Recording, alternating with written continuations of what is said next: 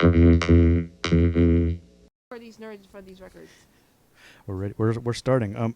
Hello, my name is William Burnett, and I'm sitting here with Sybil Jason, and you're watching Talk Video. I don't know what you were trying to call it, something, but it's a video show, interview Vlog. show, vlog. I'm a I vlogger. forgot the word for vlog. I was like, vlog. That's right. That's what you're calling it now. I was like, you're a YouTuber. YouTube. I'm trying to compare myself to like Johnny Carson Johnny Carson's good. or Well, Joe Rogan. Joe Rogan. No, or you said Angie Martinez has a show like this. I grew up with Hot 97, so well, because she has her radio show, but it's sponsored by, I forget, some big company, but she has her whole logo, so it's like aired. Talking to it good. It's aired on YouTube. I mean, yeah, aired on YouTube and then on the air, like Hot 97. Or no, she's not on Hot 97 anymore. She's on 103.5. But she's been a She's a radio personality from New York. New York Yeah. radio personality, Angie Martinez. I grew up with her. And then she also had her little hits in the early 2000s. Yeah, and then now she's not on the radio anymore. I don't. She is. Oh, see, But I switched from Hot 97 to WBLS. She's on that, I think. 103 some. No, oh, that's WBLS Kiss is like- FM. Oh, the old Kiss FM. No. 98.7. What's 103.5? I can't remember the name of it, but that one I don't listen to. And I don't listen to Hot 90. I used to listen to Hot 97 sometimes, but not. It's just trash. Not. It's not. I'm not my sprinklers. You know. Mm-mm. The sprinklers. Well, Angie Martinez is like, for me, Angie and Wendy Williams don't like each other, but they were the women like growing up when I was a kid listening to on the radio, and now they're like, Wendy has an empire, and then Angie Martinez got inducted into the Radio Hall of Fame, which is really cool. So I'm gonna have to watch her podcast because I love. Yeah, she'll have like, things, and I was a big fan of Hot 97. So even though she might not have been on it. Yeah, she was on Hot 97, right? She was. Yeah, until for sure. like early, maybe like 10 years ago or something. I don't know, but she's like on she might be on 103.5 or whatever, 105. I don't know. I don't listen. But I'll just be like, oh, Little Kim, what she got to say. And then she'll just get she gets people to open up very candidly on camera, but they're like this, talking with their, and then it's Angie Martinez's logo, and then it's sponsored. So you watch these things sometimes? Yeah, like my explore page on Instagram will show me something because I like, sometimes follow. But you're not like looking for them through YouTube. Well, if I've watched, how YouTube is. If you watch something enough times, it's like suggested, and I'm like, okay, Angie, who's she talking to now? And it's usually I like watching like people that she brings old school friends, and they had that song, that hit song, like Angie, Little Kim, whatever. Yeah. Like 2000 that was like some 2000 Bad Boy Days or something. It was post that. It was a Angie song, I think, and then like Ja Rule was probably on there. No, it was all women. It was like Oh, women's anthems. I forget the name of the song. I should know this because I'm like a hip hop head, but no. No, all right. Let's did I send you a link to one of these shows? Have you watched one before? No, you have not. I thought I sent you. I've been sending everybody Veronica's because I put it on YouTube like hidden already, and I thought that you might have watched it. So usually we like kind of talk about where you're from, how you grew up, what tapes you bought at the mall, and then it kind of get into like how you got to where you are now and why you're involved in. Like the general idea is we talk about music stuff. Yeah. So a little introduction. Sybil Jason, you're originally from New Jersey? No. Yeah. Well, born in Brooklyn, raised in Haiti, from 3 months to 6, and then Jersey, right across the river in Hudson County, like next to Jersey City. So people are like, you either have to be from New York City to know or just know the area. It's called North Bergen. So. I just think of you as from Jersey. You spent your formative years in Jersey, like you were a teenager there. I was a teenager, being really ratchet in well, not ratchet, but just kind of like in Jersey. In Jersey, like on the waterfront, literally. And somehow at this point now you were living in Europe kind of for a while. 5 years ago. 5 years ago this past week. It's crazy. You were living there, and you're a DJ now. Like I've always been a DJ. No, but I mean, like that's your job. Before you had like other jobs. Yeah, it's weird. It's not like people are like, you're killing it. I'm like, So we're gonna try to. So the idea is that, like, the main idea with the show is that like we're gonna have a conversation and people will feel like they're involved and maybe the younger people like can see the path that you took, and learn something from it, and maybe Yeah. help them out. That's the idea that I have. Like, I didn't pick this, guys. It picked me, but it all makes sense. No, really, it's I've had it. This is 15 years now since I've learned to DJ. So, yeah, a lot of things that are tied to me, like Farst, I never expected it to be more than a blog, or I never expected the name to be anything but just this corner on the internet in 2006, and now it's tied to me and the bird and everything and all of that whole background, which we can get into. But yeah. So you're doing all right, but you start out. You're born in Haiti. Do you remember? no, born in Flatbush. Born in Flatbush. Raised, which is funny because people always think that, but my mom took me back at 3 months old, which is great because I got to experience Haiti. Why did she do that? That seems like usually it's the other way around. Immigrant parents do this. So they wanted you to like learn the language and Yeah, and I think it was just easier for my mom. because it's hard here. Yeah, I mean, my mom. Okay, she's gonna watch this, so hi, mom. But like, she moved to America almost 40 years ago, 1980, and it's really hard to adjust to somewhere foreign. You know what I mean? Especially in the 80s, like things were crazy, and so she had been in New York like 5 or 6 years, and had you, and then she was like, "Oh, this is I'm going back to my family." Well, she was already like kind of back and forth. Okay. Like she was in Haiti a lot, and just kind of like me when I first moved to Europe, I was just like, I don't know about this place, like. Well, and also tell me if you don't want to answer any of these questions, you don't have to do it. Like if you're oh, this is rude. No, I'm very open. It's just more like my mom's gonna be watching. I was like, "You're telling my business to the whole internet." And I'm like, "Oh well, this is my story too." So we'll be respectful. No, she's cool. She's I wish she was here, but most people know my mom or they know of her because of. I can't remember if I don't think you remember my mom. She was at the rooftop party 8 years ago, but that massive rooftop party where she met like 20 people in 2 minutes and was like, "I'm going home." Around the corner. It seems familiar. She's come into the thing before, like Jeremy Chupacabras has met her, and Anyway, so the point is, so my mom had me and then brought me back at 3 months, and I spent my formative years in Haiti. And was your dad here or there? He was there, but he wasn't in my life, so. Okay. It's just funny that like I do everything that he has done or used to do. He's passed on, but it's funny because it just he wasn't in my life, and it's just like this genetic thing that skipped everyone but me. It's in your DNA. It's really, that's why I'm like, radio, we're doing radio but video. So what I mean, so you're saying this, your father did radio and he was a radio personality, TV personality, actor in Haiti. Yeah. And that was during the 80s, I guess. The whole time until he died. Oh, so up until recently. And then he was an actor too in Haitian movies. So he was like a famous dude in Haiti. He was very famous. When I went to the funeral, it was crazy. It was. I remember that one time I found a picture in the thing, and I was like some dude playing the keyboard. Like. It was the Haitian president. Yeah, and you were like, and I was like, how do you know what the Haitian? Because he's like the most famous person everyone knows now. But like, Sweet Mickey. Did I give you that picture? I don't know what I did with it. I don't know, but I asked you for it, but I was in Europe. I think at I the time. kept it, and I have it somewhere. I have to find it. You have it, yeah. No, it's cool because I was just like, whoa, that's Sweet Mickey, and then I was literally on a plane back to Europe. Your dad is. He's. Yeah. Oh, sorry. Well, yeah, no, that's fine. He was a very famous dude, and it's like funny because my whole life everybody was like, when I learned to DJ like in New York, in the 2000s or whatever, we'd go out and. At this time, we'd just be going out. Like, friends would be, like, my friend Gina would always be like, tell him about your dad. I'm like, no, I don't want to talk about my dad. Because everybody thought it was funny that I had a famous dad in another country. But it's weird. Like, you want to go out and make it on your own, and not, like, ride anybody's coattail. So it's completely understandable to not want to mention that. It's weird because I didn't get anything from him. Like, he wasn't in my life. And, when he first heard me on East Village Radio, he called me and he was like, "Oh my God, baby, I can't believe it. My only child on the radio. Oh my God." That's how he talked, like in English too. And I was like, yeah. And because I always liked radio, when I was a kid, my mom bought me a tape recorder.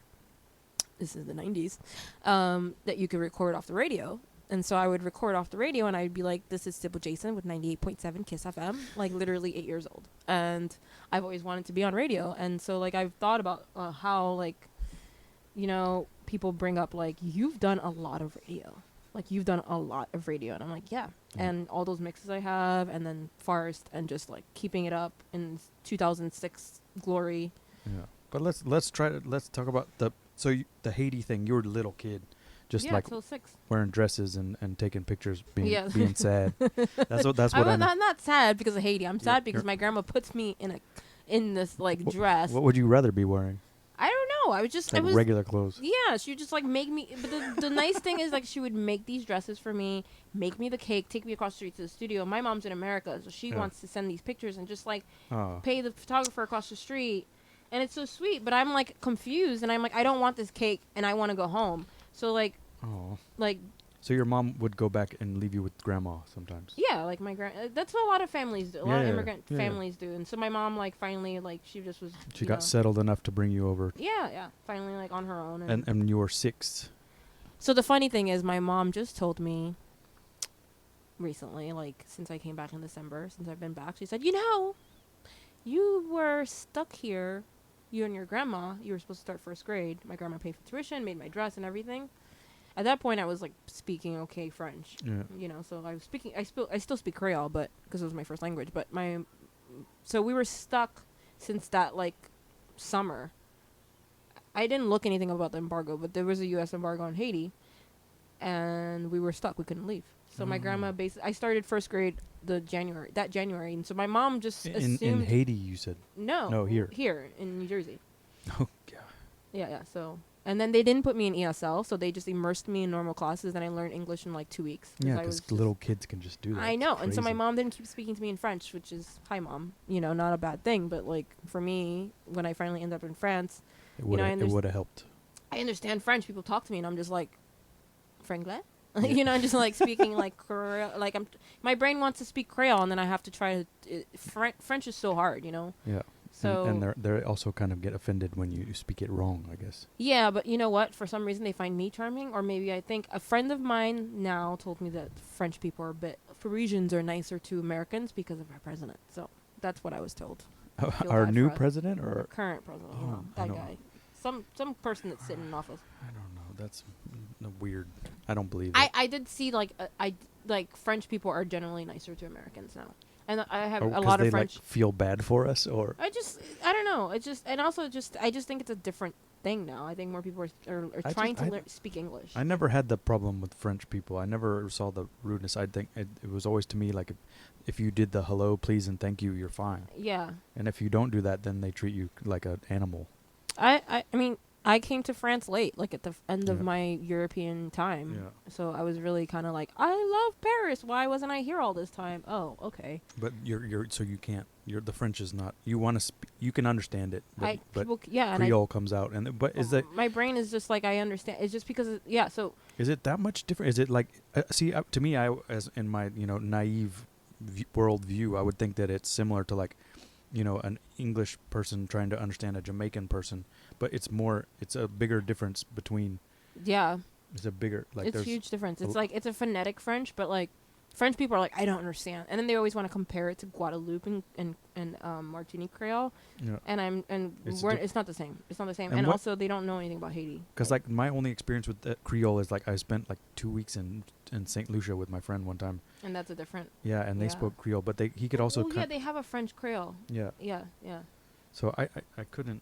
Yeah. We all have our own Creoles. I didn't realize they were, but I thought they're similar enough to understand each other. Or I mean, like if I listen to Kassav, Zouk, like growing up, my mom and I would be like, "What is that word?" Like we don't know what that means. You know, like we understand the whole song, but there would be like some random words where like this is a Guadeloupe thing, and like people from Guadeloupe will be like, they get annoyed. Like French people think that like all the Creoles are the same. Haitian Creoles are the most different from everyone else because we also have a lot of words from English, like from American English. And Spanish, obviously, because we share an island. Mm-hmm. And it's just, I mean, there's just a whole history about it that I haven't really looked into, but it's pretty old for a Caribbean country, I guess. Yeah, and we were the first to revolt, so the French are like, we don't know anything about Haiti. I'm like, of course you don't. Yeah. Like, you guys just forgot about us. We don't even have, like, French passports. So the Haiti thing, it affected your life, that you were stuck somewhere. Just because of where your parents Well, are I from. didn't know I was stuck until like literally this year. My mom never. It was just like a thing. Like, you're in school now. You're not going back to Haiti. Like, I never understood. But for them, it was probably just like, why should you know? You don't need to know that. Yeah, it's weird. weird. That's the way they thought. But right, and but I guess not. But now that you're old enough to really understand, she finally told you. Or yeah. Mom, sorry you're watching. No, you're but why not? It seems she okay. was like, like we were just talking. I don't know. It was just like something on the news. She's like, when just the embargo came up. They're just trying to protect you. Yeah, but you don't like.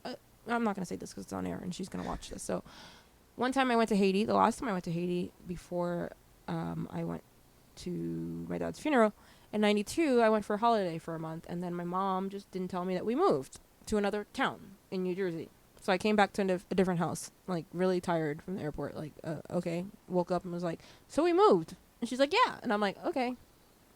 So yeah. But in her eyes, she was probably making a new home for you. Yeah, but she could have told me on the ride from JFK to New Jersey that, like, hey, when you get home, it's a different house. It's a different setup. I don't. She probably I'll just defend her. She probably thought she was doing a wonderful thing. I know my mom's gonna be watching this and being like, "Thank you." Well, I can see her point of view. Like, no, I'm not mad about it. Yeah. But it's like, it's funny because I didn't even ever think about the embargo. But you probably would have got mad either way.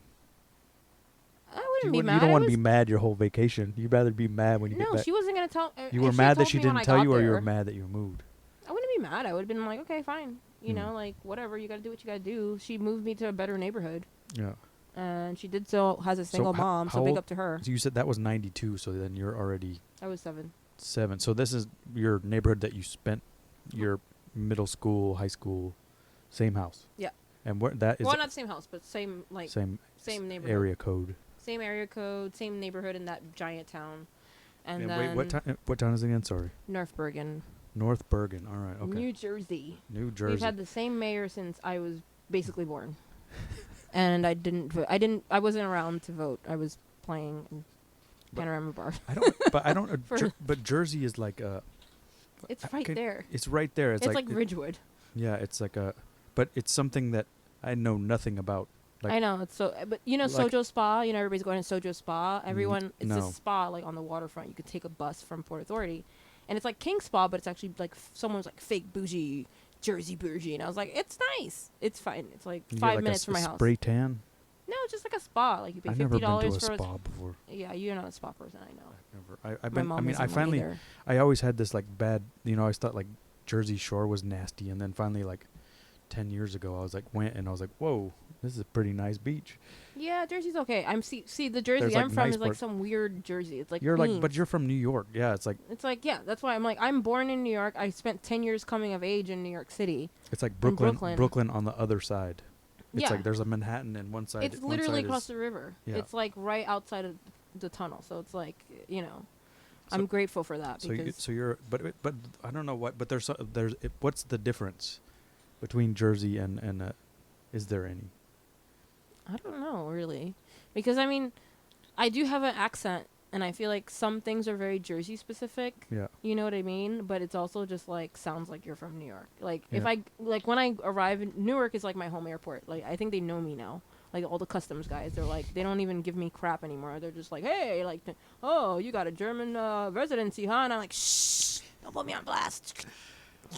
You know, like, just making jokes and, like, filling out the form for me because the mobile app doesn't work. Like, they're just nice. And they some, you know, the last time I flew back, some Remainer tried to like mess with me, some British drunk guy, and I was just started. We don't need to talk about that. Yeah, no, but it's funny because like the customs guys were like, let us know if you need us, because he started to fight in front of me, in front of the customs people with me, and I was like, you're on my turf now. Watch out. Yeah, they were like, let us know if you need us, and I was like, this is my airport, Newark Airport. I guess I'm just saying that because I don't have much Jersey experience, so I mean, my Jersey's fake Jersey. It's like a weird it's like Ridgewood. Yeah. But nicer, and it's also just, I don't know.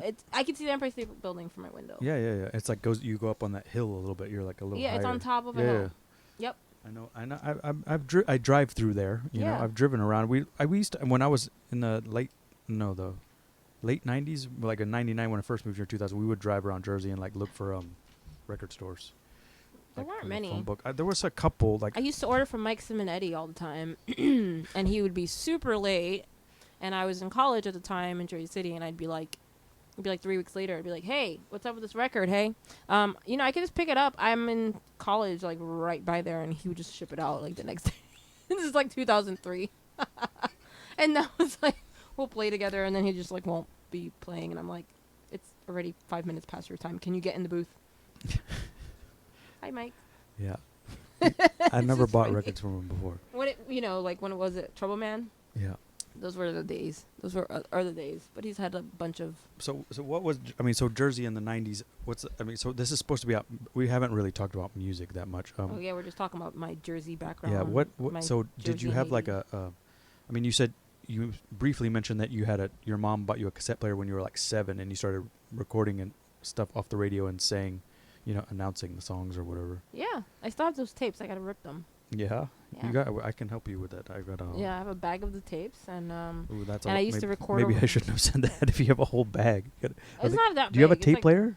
Yeah, I just haven't been able. I've been abroad, so I set haven't. It up. Yeah, do yeah. it.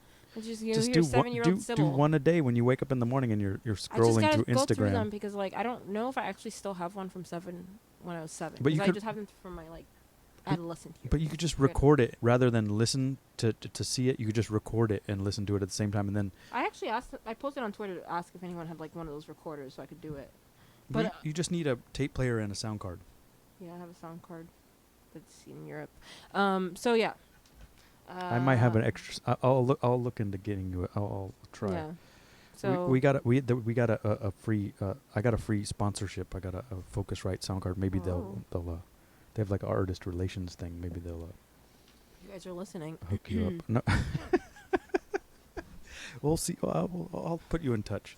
But yeah. So you recorded these tapes. And what were you listening to? Like oldies or something? Oldies.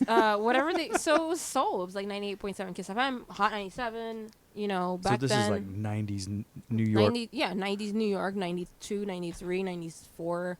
And then in my pre-adolescent years, now this is aging me, I was recording all of my songs that I wanted to hear instead of waiting for them on the radio. One time I actually won tickets to see Mary J. Blige. Yeah.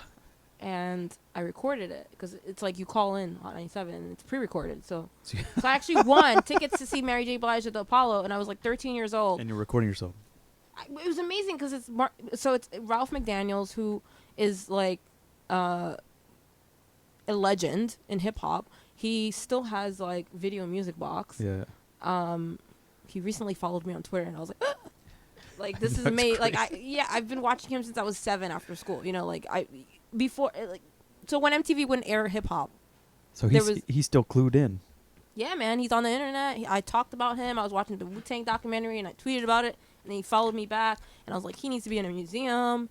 It's just he's been there since he's a year, I think, before me. So before I was born. So he's been on Channel 25, NYC TV now, which is super sponsored and whatever. And then he had what was it, pop-up video? Remember pop-up video in the 90s? Yeah. So they did a version of that, of Video Music Box, but he still had Video Music Box error.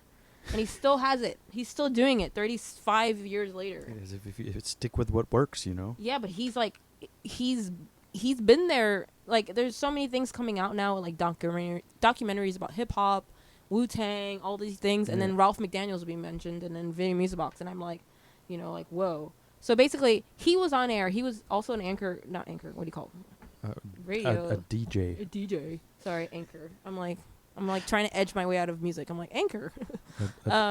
So he was an announcer. He was he would play music too. Radio personality. He wasn't really DJing.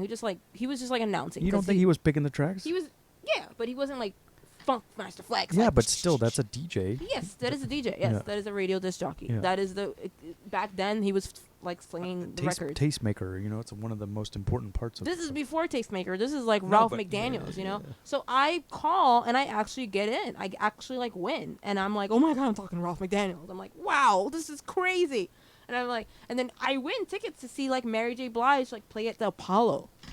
And I'm 12 or 13 years old, and my mom's you need a chaperone, and I never went. I never went to get tickets, and then I recently tweeted about how I really wanted to see Mary J. Blige, and then somebody tagged me her tickets are on sale with Nas, and I'm do I want to go to the Barclays Center? Probably it's pretty cool. Yeah, The tickets are cheap, but they're like all the way up it's there. but it's crazy. It's crazy to I'm pay like- $100 to go I'm see a like- show. I'm sure I know somebody that works for like Barclays Center or something that can like get me backstage and I can meet Mary J. who Blige and knows? piss my pants. But like really, I grew up on that. So Yeah. you know, like so I was recording stuff off the radio. So you know, I know a lot. I know when a lot of hip hop and R&B came out just from literally The radio was pretty great that time. back then. Yeah, and then we had KTU with all the like Latin freestyle and some actually good house. yeah. You know, and Like Break for Love and like that kind of stuff. Like also other great things that were being played at like some Strictly Rhythm stuff. late night they would play actually really good like techno. Yeah, they have like live DJ mixes, which is rare these days on the. Yeah no really They late expe- nights like what's his name, I forget his name, but he has a whole mix cloud of all his a lot of his old shows on Hot 97 at midnight. He would just do a lot of like mixed But it was hip hop. hip hop. Yeah, Hip hop on Hot 97. But so, I Yeah. mean, even now, still WBLS has a. I mean, on they had, does they have Funkmaster Flex? I listen to it every like. I mean, they have the Quiet Storm, but on the weekends they have like Doc Martin now, which is kind of weird, and they have like Yeah. live mix shows like Saturday night. that's what they've always But done. yeah, I know, but that's like the only one it would left. be your thing to like go to the Yeah, club, yeah. go to the tunnel, and like go. Yeah, this is your pre-game for the tunnel. Yeah, I mean, I'm into it. I love that. That's my. I mean, that's our thing. Like, that's why I'm like, DJ culture actually made sense in some way. I didn't ask to be a DJ. Basically, a friend was like, Yeah, it's like something in New York. Just like I didn't. Not to make this about me, but when I "Well, came you here, can't make it about you. I We're d- both here. I came when I first moved here. I moved here in '99. I had like 20 years. Yeah, 20 years I've been here, and I came here, and it's like I didn't like disco, like I did, but I like You didn't know. I didn't know, and then like something happens when you move to New York City, and it's like a disco town, and like disco is rap, disco is soul, disco is R&B, disco's house music.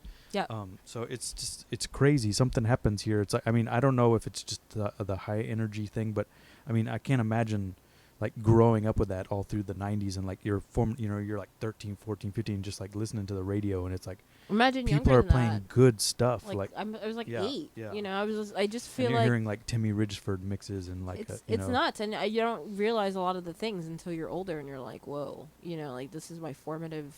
It's Everything like just normal. makes sense, Yeah. Just me being a music nerd, just makes sense from like turning on the radio when I first moved back, and I remember the first thing I heard, like, I turned on the radio was "Let's Talk About Sex," Oh. baby, and I was like, and then I was just like Salt and hooked. pepper. Yeah, and my mom just was like, I'm so grateful that my mom never censored me with music, Yeah. like she just was like, she likes music. I wanted to be a dancer when In Living Color But I was like, on. yeah, the Fly Girls. I wanted to be a fly girl. You probably know this story. So No, I don't, but I really liked it in Living yeah, Color. so I was like 5 My or something. dad used to watch 6. that. Really? That So was- my mom and I would watch it, and we would, it was funny because they would do the reenactments of like all the popular songs and whatever, It's like before Mad TV, it was like the black SNL. So but, it was. but Jim Carrey was on there too, right? Yeah. So that's weird. Yeah, but of course they had to. I guess he How somehow. did he get on there? Because he was Canadian. Yeah, that's probably why. Sorry, I'm gonna say that. That's probably why. How did I don't That know. was weird. Always weird to me. I never really. Yeah, I think. But 'Cause there it was was like another white. like the Wayans brothers. There and was another white lady on there. Who was that? Or am I confusing her with Mad TV? I don't know. I didn't watch Mad TV. This is aging us. They Or probably me. yeah. This like one of those I don't things like care. where we got too used to having the internet to like look stuff up and you can't remember You anymore. can't remember, but you gotta like right now we're like not gonna do it. But so you watching the Fly Girls, and the Fly And Girls was like whenever. I have so much energy. I would just dance like But with they them, between every commercial break, they would have the Fly Girls dance you in and out, and then like during the credits. and I would dance. And my mom was like, "Wow!" And I'm like, "Mom, I want to be a choreographer. Can I have dance?" No, I don't want you to be a choreographer. And that's the same time period as like MTV The Grind, sort of. Yeah, What's that going on? I don't remember. I mean, I had cable. I didn't have cable then. I had cable when we moved to North Bergen. Yeah. But, So like, this I is always- this is I on. grew up It with was on cable. Fox, right? Yeah, was on which Fox. is also like The Simpsons was on. Fox was cool in the 90s, Yeah. man. They had all the black TV shows like Martin. Martin was on Martin, Fox. what happened? Martin like had a stroke and he got all weird, right, or something, right? What I don't happened to know. him? I think he had like Too much cocaine. some mental something, but he seems to be doing good. I look at these people. You look on Instagram, they're like, okay, Because look. he was like. the most People popular will person say on TV people for a will while. say the Illuminati came and blah blah blah. That's the answer for other people. Like the Illuminati tried to get him, and he just I don't know. Yeah, was it Oprah Winfrey tried to murder him or something? I don't know. No, I don't know. I never heard anything about him. All I know about him. He had like a mental breakdown kind of thing, and on the highway or something. I don't know. This is another thing we got to look up on the Yeah, we'll internet have to because look you it don't up. want to be on the air looking. Making stuff up. Yeah, exactly. And then Martin would be on in my tweets like, "What?" Like, He wouldn't mind. I don't think He's funny. We like him. You know. Martin, come on. If anyone makes a fifth floor, like brother man from the flip floor, come on. Like that's like I still see he's got a record that I see in the thing. It's like a weird like. what brother man? No, it's like Martin? a Martin LP. It's a double LP. It's white and it has like purple writing. Like What a you have? sticker. No one's bought that. I see it at the thing quite often. Oh, and I always like put it in the bin, and nobody ever buys it. But because I don't know, I always put like weird records like you should save that. Save that for me, please. I'll come and get it. Martin. All right. Because that's I'll just such a bring it home with me. that's just like one of those things. It's like a cultural thing. I think at this point. Yeah, For me, that's like, why at I least. think people would buy it, but they never do. Or they They're just just they like- buy like a Barbara Streisand or. I love Babs. Thanks, Mom. She raised me on Babs. Ari was dogging her. He said her voice was thin. She's a little too show tune for me. I'm not. You guys should watch this documentary. I saw a documentary on the plane. It and- makes you cry because you cry No, on the plane. she's from Bushwick, guys. She's like a she's like a literally like rags to riches, like amazing story, and she's like a woman that decided to do things on her own terms in a time where it was like not normal, and she's kind of had an amazing life, and I've always just liked. I remember when I moved to America, she was on the cover of like Life magazine or something. Time. Yeah, she was Life? huge. I don't know. What does It she was do? What does she do 1990, now? 90, yeah, it was 1990. I don't know. She got really. Oh, she tried to sue Google because there's it's called the Streisand effect. It's a whole thing. Oh, yeah. She tried to sue Google because her house is on Google Maps and she didn't want people to like find out. But she like lives remotely in like Hawaii or some and crap. That made it worse. But no. But so basically, when I moved to America, I was like, she was I'm on the gonna put cover, this up. and then I was like, who's this lady? I was like 5, so I was like, or 6. I was like, who is this lady that looks like a lion? Like she just looked like a lion to me. She just like has these features. Like I just like Babs, but I love her music. I love Babs. But she was in that. The thing that I remember is the movie with Chris Christopherson. What is it? Stony. I can't remember the name of the movie now, but There's a They're romantic comedy with her and the dude that I love from the 90s. It's very like mid. who's that? The dude. What's his name? Oh, You know. that's not Chris Christopherson. I know. Sorry, I just was like, I can't. You don't remember, but I don't remember the name of the song of the movie either. Ugh. From the 90s. Yeah, this is what happens. It's like when you grow up cable. one of her last movies or something. Yeah, she did it with the guy from I can't remember what. the dude. Yeah, from you know. from the dude. The dude. You know that movie that everybody Yeah. loves. Yeah. I don't really like it that much. Me either. I don't. It's not. It's like whatever. I'd rather watch Raising Arizona. I mean, it's not. I don't like it. I appreciate its significance, but I don't see why everybody's like, "Oh my god," freaking out all the time. It is funny. I'm not. The first time I watched it, I had to watch it 3 times to be like, "Oh." No, I still don't get it. All right. So Okay, back to music. Jersey, New York City radio in the 90s was cool. Yeah. And do you remember? So that was a big thing. Were there like, and were you going to see concerts or going to any record store? Did you have friends that were like connecting you with any kind of thing, or were you like on your own in I your was always room? on my own looking for music, but like that wasn't a time of like record like digging or anything for me But because I like was still your too young. Friends at school, was it like a No. thing? No, you They just weren't into music. Like when I was young, everyone was listening to like Disney, and then my teachers were telling my mom like, "You're letting her listen to that rap music with the cursing and all this stuff," and I was like 8, and my mom was like, "Whatever." you're like it's on the radio. Yeah, basically it's on TV. Like I have cable. Like I mean, it's like it's not a bad thing because I knew better. I don't know. It's just like my mom. So one of my first CDs. Well, my first CD was Escape, like Off the Hook, for Christmas, Nice. '93, and then It aged quite well though. You can still listen to that. I still have that CD. Yeah. My mom's coworker. This is the time. So people don't realize like I'm gonna go off the beaten path, but like Red Bull Music just like ended or whatever. Red Bull Music Academy, but before that. There was Sparks, and then before that there was Marlboro. Marlboro used to sponsor tours, and like so it's funny because I play with Aux 88, and then they were talking about their Marlboro tour in '98, and I was like, oh right, Marlboro used to like sponsor all the things. Like they were like, you get like a free pack of cigarettes if you gave them your phone number or something. yeah, they were doing that into the 2000s. Yeah. I remember that. Yeah. But like in the '90s, like so my mom's coworker, she smoked a lot. I'm not kidding. Like this woman like was a chain smoker, and she would save all the carton like little things. Oh, like Camel Cash or whatever. Marble Cash. Okay. And she literally, maybe this was a lie, but like she got me a Discman for Christmas with her little cartons from the catalog, and then she asked my mom to ask me what CD I wanted, and I wanted Escapes Off the Hook, and then '94 Christmas I wanted Illmatic from Nas, and my uncle got me that for Christmas. Thanks mom and thanks uncle. But like it's crazy because she smoked that many cigarettes. I remember my mom being like, talking about it, but like Discman's like top of the list, you know. Like, yeah, I got that for my birthday, like when I was 50,000 7, 8. I was 8 years old. That was what I got for Christmas. It was crazy, and so I got that for Christmas from my. We used to call her my white grandmother, like my mom's coworker, but like she's cool. She still like follows me on Facebook and like whatever. But like, what's her name? Linda. Hey, Linda. Hello, Linda. She's still in Jersey. But yeah, so she got me that from like Marble. But like people were like freaking about, Red Bull Music Academy, and I was like, before Red Bull there was Absolute used to sponsor everything. Remember that in the early 2000s? Yeah. Then Sparks. No, one of the guys today, I have a repair shop, as you know, and a guy came in to get a repair, and he's been working at Red Bull for 21 years in the music department, and he just had his last day like yesterday or something. It's been like that long? Yeah, that's what he said. They didn't launch everything until I don't know. That's way later. I don't know if he said he worked there. I don't know. He said it's been around that long, and he's he lost his job. So and I mean I don't know him very well, but he was like telling me like that it was a separate company.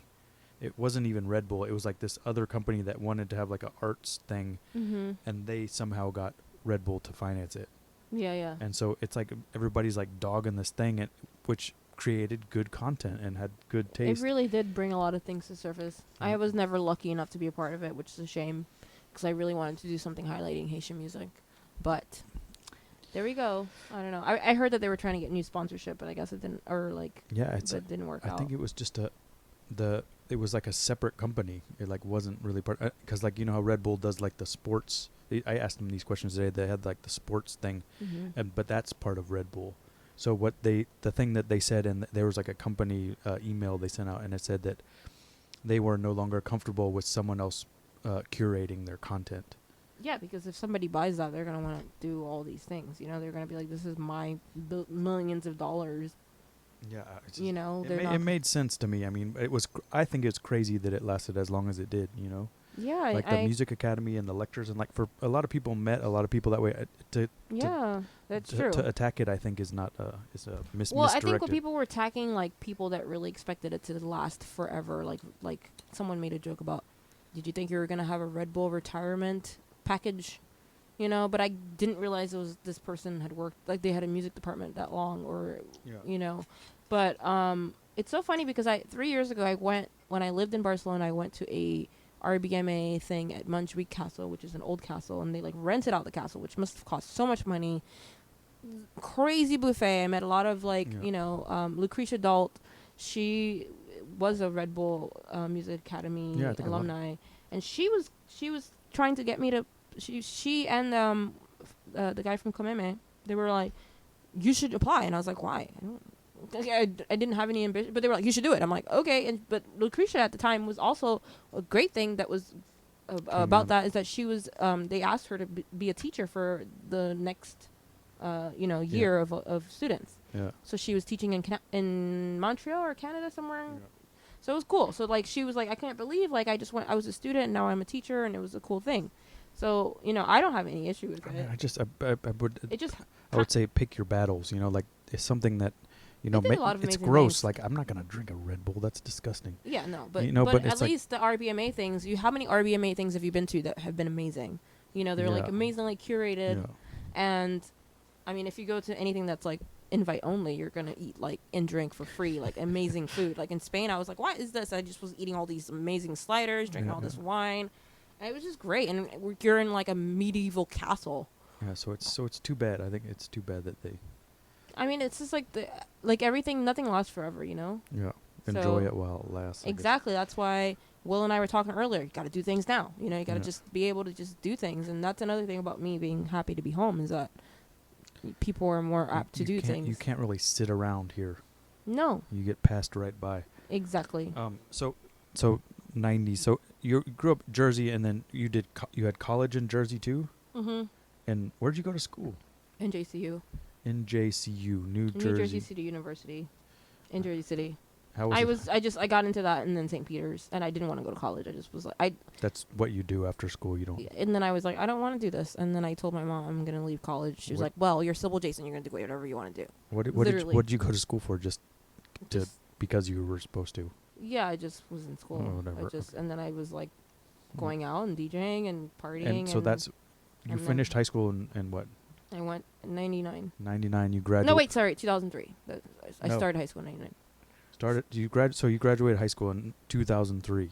Yeah. And then you kind of go to college for a little while and not for you. Years, yeah. And then I was. And then your mom's like, then you just my mom was disappointed, but she was like, I get it, and she was like, but she literally said, "You're Sybil Jason. You're gonna do whatever you want to do."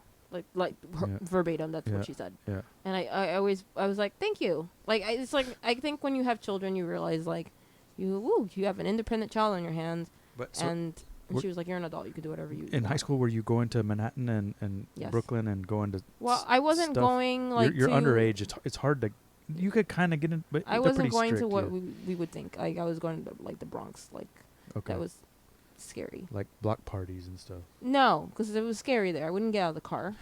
I'd be like, I would tell my best friend, "Are you sure the door's locked? I'm not trying to get robbed. This is the hood. This is like the Bronx. Like, I mean, it's still the hood, but like this is the Bronx in 2001 or something. It's not that bad.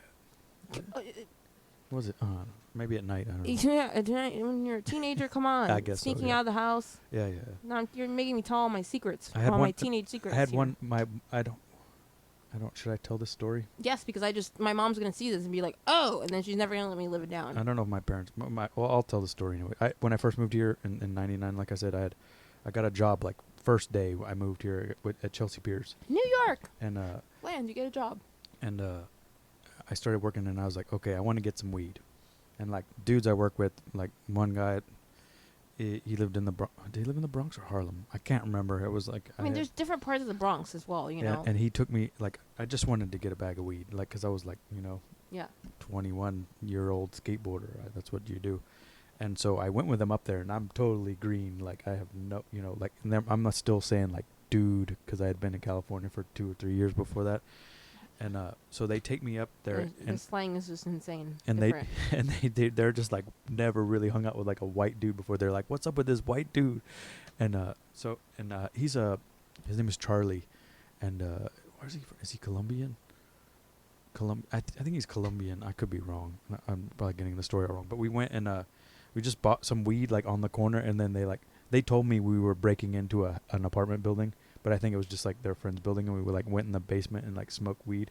But they were like kept fucking with me and like telling me that we were breaking in. So I like was afraid we were gonna get arrested like the whole time. They were fucking with you because you're white. Yeah, and they like totally and I was like so paranoid. And then I was like I gotta go, like after I had my like little nickel bag of like dirt weed, and I was like what is this? And I like got on the train like by myself and like and rode back to Williamsburg, Wow. But Williamsburg in '99. From like what train was that? The 4? I don't know. I have no idea. I was like, I worked at Chelsea Piers, and we like went uptown, and then I did this after work, and then rode back down. This is a different New York too, guys. This is like Giuliani. Like Giuliani was still in office. Yeah, but it was still there were cops. There were. It was the hood. Yeah. You were in the hood. Yeah, but it wasn't. Williamsburg was kind of the hood then. That's my one story. That's all. And then I never went back. They freaked me out.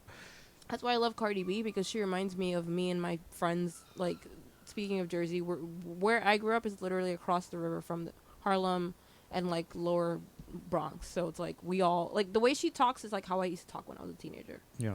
Like, just, well, not, I mean, a little bit more. But it's weird how that culture, like, it doesn't change. It doesn't change. It's and so that's why, weird, like, people in the south side of Williamsburg, it's the same. It's like, I grew up in a predominantly it's Latin like American neighborhood, and we all talk the same. Yeah. And now I'm just, I've reverted back to my 16-year-old self sometimes. and people are like, where does this come from? I'm like, this is It's who I high am. school. It's school. It's This like is New who York I am. public school. And This is like a New York thing. Like, I Yeah. think I just was in Europe for so long that like my Jersey or New York, whatever, just comes out. Like, you know, like I'll just say things funny, or I'm just being obnoxious sometimes, or I don't know, it just happens. So I'm in New York, so I just feel comfortable. So you start going out to this stuff in college, and then let's Yeah, so I start going to like I start meeting people off of like LiveJournal, Makeout Club, and you know, just MySpace and like just early internet. early internet, chat rooms Friendster. and Yeah, and like, you know, just like Yahoo groups. before that I was like hanging out in the city. You know, I'd Yeah. go out. Like I made a friend from we talked last night. We made friends. So basically she's like my first New York City friend, and we met through the Interpol, remember that band? Yeah. Forums in 2003. And then so how did you get into the Interpol? College? I don't know. Yeah, I just started listening to indie rock. Yeah. I'm not ashamed of that shit. Yeah. Like I love Interpol. The first album, Turn on the Bright Lights, you know.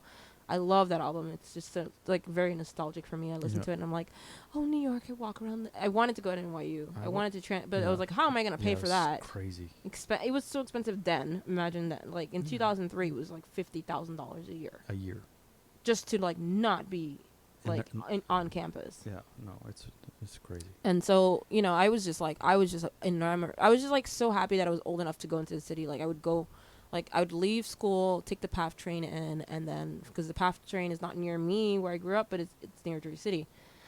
So I would just go in, walk around, and then so I made this friend. Hi, Alita. You know, she's Lita, like Lita.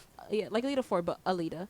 Alita, okay. She's Guyanese, and we became friends. And she's always so when I started DJing, she doesn't drink or anything, and she's currently with child, but she'd still come out to like random all these years until she left New York in like 2010 or 11. She'd still come out to like whatever warehouse party or whatever. That's cool. And she'd still come out, drink water, you know, whatever non-alcoholic beverage they had. She'd come with her boyfriend and they'd come out from wherever, like Ozone Park to like House of Yes or whatever, and just be supportive or come to Weird or whatever, and like come to my birthdays, you know, like she's someone that was my first friend in New York. And then, you know, we met finally in person at a Yeah show. Yeah as in Liars show. Okay, yeah. It's very New York, very early. I mean, the first time I remember meeting you or seeing you around was, I could be getting the dates mixed up. Is that you were covering for Veronica's minimal wave record show? So that was earlier this decade. No, but we saw each other around before that. Like last decade. Were you friends with Katie Rose then, too? Yeah, we were friends since 2006. We met in 2006. We didn't become friends until 2007, and we both modeled the Samantha Pleat show January 2007. And then that's when we would sit at opposite ends of Clem's bar, and then we finally were like, hey, and then we were friends. And then But what is Clem's was the one that is like next to where Lux was? No, on Havemeyer and Grand. Havemeyer and Grand. I don't remember what the hell's Lux. Lux was where Electro Clash. I guess it was before you. Yeah, it was probably before me. It was next door to Clem's. I remember that name though. Yeah, that's where like Berliniumsburg and Larry T and all that stuff. Well, I remember Larry T, but I never. So I wouldn't go to Brooklyn. So basically, I would come to Brooklyn in 2003-04. Yeah, that's right when it was over. After Lower East Side, I would come to Royal Oak and Union Pool because our friends were working there. Yeah. So everything was going on the Lower East Side. This was the first shift to where people would just go to Williamsburg, Brooklyn only. It was the first. But there was nothing in Williamsburg really, except for Clem's. Well, Clem's opened at Galapagos. Galapagos was there for a long time. And North 6th. North 6th. Black and Red. Black and Red. Wow. Wow. Volume. I don't know Volume. Volume was kind of where see on Banker by the lot, by where I think maybe where Soundhouse is now. What is Soundhouse? Soundhouse is right up the street on Banker. Studio B? Yeah. No, not Studio B. It was further up. Because Studio B was something else. Yeah, Studio B was... It is something else now. Yeah. No, it's like someone's loft or something. Some rich person's place. Okay. But so how did you get from the Hot 97 Kiss FM to Interpol? You graduate high school and then you just change. I don't know. It's you just go through changes in life. You're just from the internet, probably. No, I went through a change, and then I just found I just started listening to music through the internet, and I've met people through forums. But you weren't listening to like a New Order or stuff like that when you were in the 90s, were you? Or I would. I mean, I you listened didn't to like. whatever was on the I radio. didn't like seek it out, but I would hear it, and I Yeah. never put two and two together until I Okay. like knew what Joy Division was and learned post punk from the beginning. Yeah. But I went from before that, and I went to like, you know, I'm a big anarcho punk person, so I went to Crass and all that stuff, and then like Throbbing Gristle and all these things, and then like Public Image Limited, and so I had my I like went back. Yeah. But like, so basically, the internet. mm, Was it like at a store? How do you find out all this stuff? Like at the record store or record store, you ask people and then you figure it out. which and then record store were you going to? Like other music, Bigger Bob's. Other music a lot. Other music was a big one. No listening station. It's so sad when Other Music closed. Yeah, I haven't. I'm really looking forward to seeing the movie Wait, there's a movie? or documentary. They made like a documentary about it. It just came. I think it just premiered like last month or something. 2 months ago, maybe. I was also ordering a lot of things on eBay and selling a lot on eBay. I was like flipping things on eBay. I was one of those people. I could have been Nasty Gal, like that woman that like. So basically, I would thrift a lot in Jersey before Jersey became a nightmare in terms of thrifting, and I would flip like $2 shoes for $2.50. Yeah. But like I would just like there were people that would bid on these shoes. Yeah. And I remember my friend being like, "Damn!" Like I mean that was a lot of money back then. Yeah, yeah. Imagine in college you're like broke, and I couldn't Yeah. like I was pissed to leave my. But you could just spot the names and the styles people wanted. It wasn't even that. It was just shoes in the 80s were made better, and they were dead stock. So I got a lot Yeah. of dead stock and unworn clothes, Yeah. and that were just like shoes that you would pay $600 for now because of the way they're made. Yeah. And I would pay $2 because this church thrift shop near my house like had like hordes. I don't know if a shoe store closed out, and I just bought them, and then I just flipped them It and could have made. just been one person, like someone. No, it was a shoe store. oh, they're they, different they, sizes. They knew because it was a church, and Okay, they were okay. old ladies, and I just had a lot of good things I still owned. I like, you know, my mom and I just were thrifty ladies, and we get great things. But now it's like my mom still finds deals. I'm like, how? I don't even. Nah, they're can't. still I just out I'm on the internet. I just get my everything Yeah. discounted all the time. Yeah. So saves that world.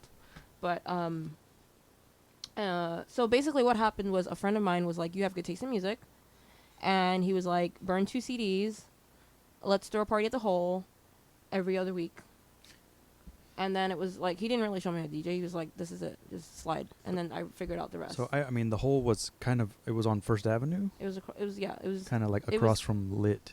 yeah, but then down a it little was bit. like Mars Bar and then right there. So it was like a skater bar. Yeah. So like Epically Later has a bunch of pictures of that time. I remember. I mean, the thing I remember there is going there and seeing Kim Ann Foxman and Andy Butler DJ there, and being like, They DJ the Hole. I had no idea because I would just only go yeah, there. no, they would play, and I was like, who are these people like playing this stuff that I like too?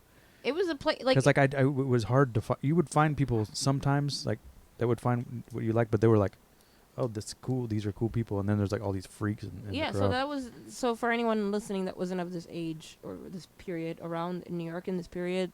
Like post Electroclash, before the disco edits. Yeah, basically. Electroclash was still kind of being played. It wasn't like when it blew up, Yeah. but it was still very much in vogue in New York City. Yeah. So, like, I would play at the whole post-punk, Crass. Who were you playing with? My friend Frankie. Frankie, who's that? I don't He think anyone knows disappeared? him. He's around, but he worked at pianos for a while, so I would do pianos happy hours, and then that's what started Farst, because I wanted to do one DJ set and post it, and then so like he basically was a person that recognized that like you would be a good DJ. So you were still living in Jersey at this time, or? I would go back and forth between New York, like Because subletting and living. So you would stay in friends' apartments for a while when they'd go out of town, or No, sublet? just people would have like cheap rooms. Oh, you just like sublet. cheap $300 rooms. Yeah. It's like So you had a lot of roommates. yeah, but it was just like you're out all the time, and Yeah. it would be short periods, and You then just I finally go home and go to sleep and take a shower and leave. yeah, or just like I would just stay out because I never did drugs, so Yeah. I always had this crazy energy Yeah, when I yeah. didn't leave, when I didn't live in the city. So when I was still like 18, I would just hang out until like the sun rose or whatever, and then we go back to Brooklyn, and then like everybody was doing because drugs back then. I always think of you as a Greenpoint person, kind of. Yeah, because I used to You live in Greenpoint. You stayed here this was a long period. So we're talking about 15 years ago, guys. So this is like really interesting to be like, wow, 15 years, wow. This is 15 years ago. It's not that long ago, is it? It feels like it because so much has changed and the decade's over. Does it? It seems the same to me. It right now it does because I'm having a lot of like 2004 moments where I'm like, what year is it? I'm running into this person I haven't still seen. Around. I'm running into people I haven't seen in like 10 years, 12 years, 15 years. It's like weird. We're like, hey. Yeah. But like, yeah, so you know me from Greenpoint because I was Greenpoint. Like, I didn't leave Greenpoint. Yeah. I lived you like... Go to the pet store. Yeah, which I still go to. And then I'm like, hey, at the thing. Hey, guys. And the pet store guy's like, what? You're back in town? I feel like ducks behind the counter, like, falling over. It's nice. It's nice to come home to my old neighborhood and feel like loved, a few things are still here. You know? Yeah, I'm like, you're still here. I go to the Rite Aid and I see my old pharmacist. They're like, wow. I'm like, yeah, you're still here. Yeah, there's I don't know. We'll see. There's a lot of new tall buildings, so I don't know. I mean, Manhattan Ave has changed a lot. But, yeah, so you know me as Greenpoint, and I also used to live in Williamsburg, too. Yeah. And when did you... But you were living here. You always went back home and visited your mom, whether you liked it or not. Yeah, I was always going home. When I lived in Greenpoint, there were times where I'd go home and leave the cats, my 2 cats, alone. My roommate would feed them, whatever. And then I'd come back and they'd somehow get all the way on the top of my closet and like get the catnip and then like it'd be a party in my house. 12 hours. I'd leave for 12 hours. So I was always going home because it's right there. It would literally from door to door. Sometimes it would take me 40 minutes on the E to the G to the if I took the 11 o'clock bus. It would take me 20 minutes to the Port Authority, 20 minutes on the bus. Yeah. Like home. Yeah, if there's no traffic, I mean, it's really like 12 miles away or something. Yeah, but it's crazy, like, to take the train and the bus for 40 minutes from Greenpoint Ave. Yeah. Like, so it was great. And then my mom and I would do this cute thing where we'd both call each other and be like, look at the Empire State Building today. So she'd be looking at it from the other side. Yeah, from the other side of the river, and I'd be looking from the East River. And then back then, before they built the piers, I'd just go watch the sunset every day when it wasn't freezing. Yeah. My Greenpoint. No, the park's pretty nice. It's nice, but it's so full of people now. Like, there was no one out there. That was the nice thing. Is like I had my solace of like watching the sunset and like my little time of like. Well, we used to have that when I first moved here. I lived on North 3rd between Kent and Wythe, and where that park is now on whatever North 7th, 6th. There used to be this empty lot with a bunch of tires and stuff, and there was a big slab. And some guys there was like a renegade like skate park there, and I used to just like go there every day and like skateboard. I really missed that. No, I think it probably was there until 2002 or 3 or something like that. Did you and Veronica talk about that area too? Because she's still around there. No, she lived further up the other way. We talked about her apartment. She had a couple. She said she lived on Grand Street when she first moved here, and then she lived on West. She said, and I had no idea. Yeah, I mean, she told me she had some. You should. I'll send you the link. It's a pretty. You would. I learned some stuff. She had like She was like into graffiti. She had like a graffiti. I'm like, Veronica. Yeah, I know. I'm like her parents ever found out. Oof. I never tagged anywhere publicly, but my first tag name was Hype. But I can't imagine like. Why would you like write on somebody's stuff? I never understood graffiti. I was like, you'd be so bummed if somebody like spray painted on your house. Because you grew up in New York City. Yeah, I guess it's different. It's like public property. It's just a different thing. It's like really, you could be from any kind of background, and if you are a kid, like on watch the trains, kids, it's man. cool, I guess. Watch kids, and you just feel like when I watched kids for the first time, I was like, I was young, but I was like, that's a New York that I want to be in. Like, I always knew I wanted to be in New York. Like, when we go to, from the airport, I'd be, like, sticking my face to the window. Like, I don't want to go back to Jersey. Like, I'd be like, I want to live here one day. The first chance I got, I left. Yeah. So, I tried to leave New York, and now I'm back. And it's like, I feel like when you're born here, and she's just never going to let you go. So let's go. So you have a music career now. Let's get into, Oh, do I? I don't know what that is. You said, so you're DJing around at the Hole and... The Hole and with these 2 burned CDs. Well, not 2. It eventually became more, and then it eventually became vinyl over time. But that was my intro. That was just like a fluke thing that I never expected. I was just like, okay, let's just we get some money, we get to drink for free and party. Like it was just like I was 18. It was a different New York, and everybody was like skaters, models, all kinds of people. Yeah, it was a weird. I mean, I tried to say that too before. Is that and Max Fisher's around, but there was this weird mix where it would be like there'd be like rapper dudes and like skaters, some graffiti skater kids and and then like some just like whoever drug dealers, and then like H-word hipsters. some like model kids, and then some like It was just a different time in New York. artists. Yeah, it was a good mix. It was like post Giuliani, and it was like you could still smoke in clubs, so it was like still, had this like element of old, decrepit New York. You know what I mean? Or before they started cracking down in the bars. At that time, I drank I drank a lot, but like I was 18, 19, 20 years old. Happy Ending was a big thing, like that's when like the photographers started coming, like, like what's his name? But that was the scene, whatever guy. Lady Gaga used to always hang out at Happy Ending. Do you remember that? I don't remember her. Before Lady Gaga. No, she was not part of my scene, sorry. I came before Lady Gaga, but she blew up, so that's... Oh, she wasn't around. I'm telling you, like, I must have made my exit or stopped going out around that time. I think you just wouldn't... I think you wouldn't notice her.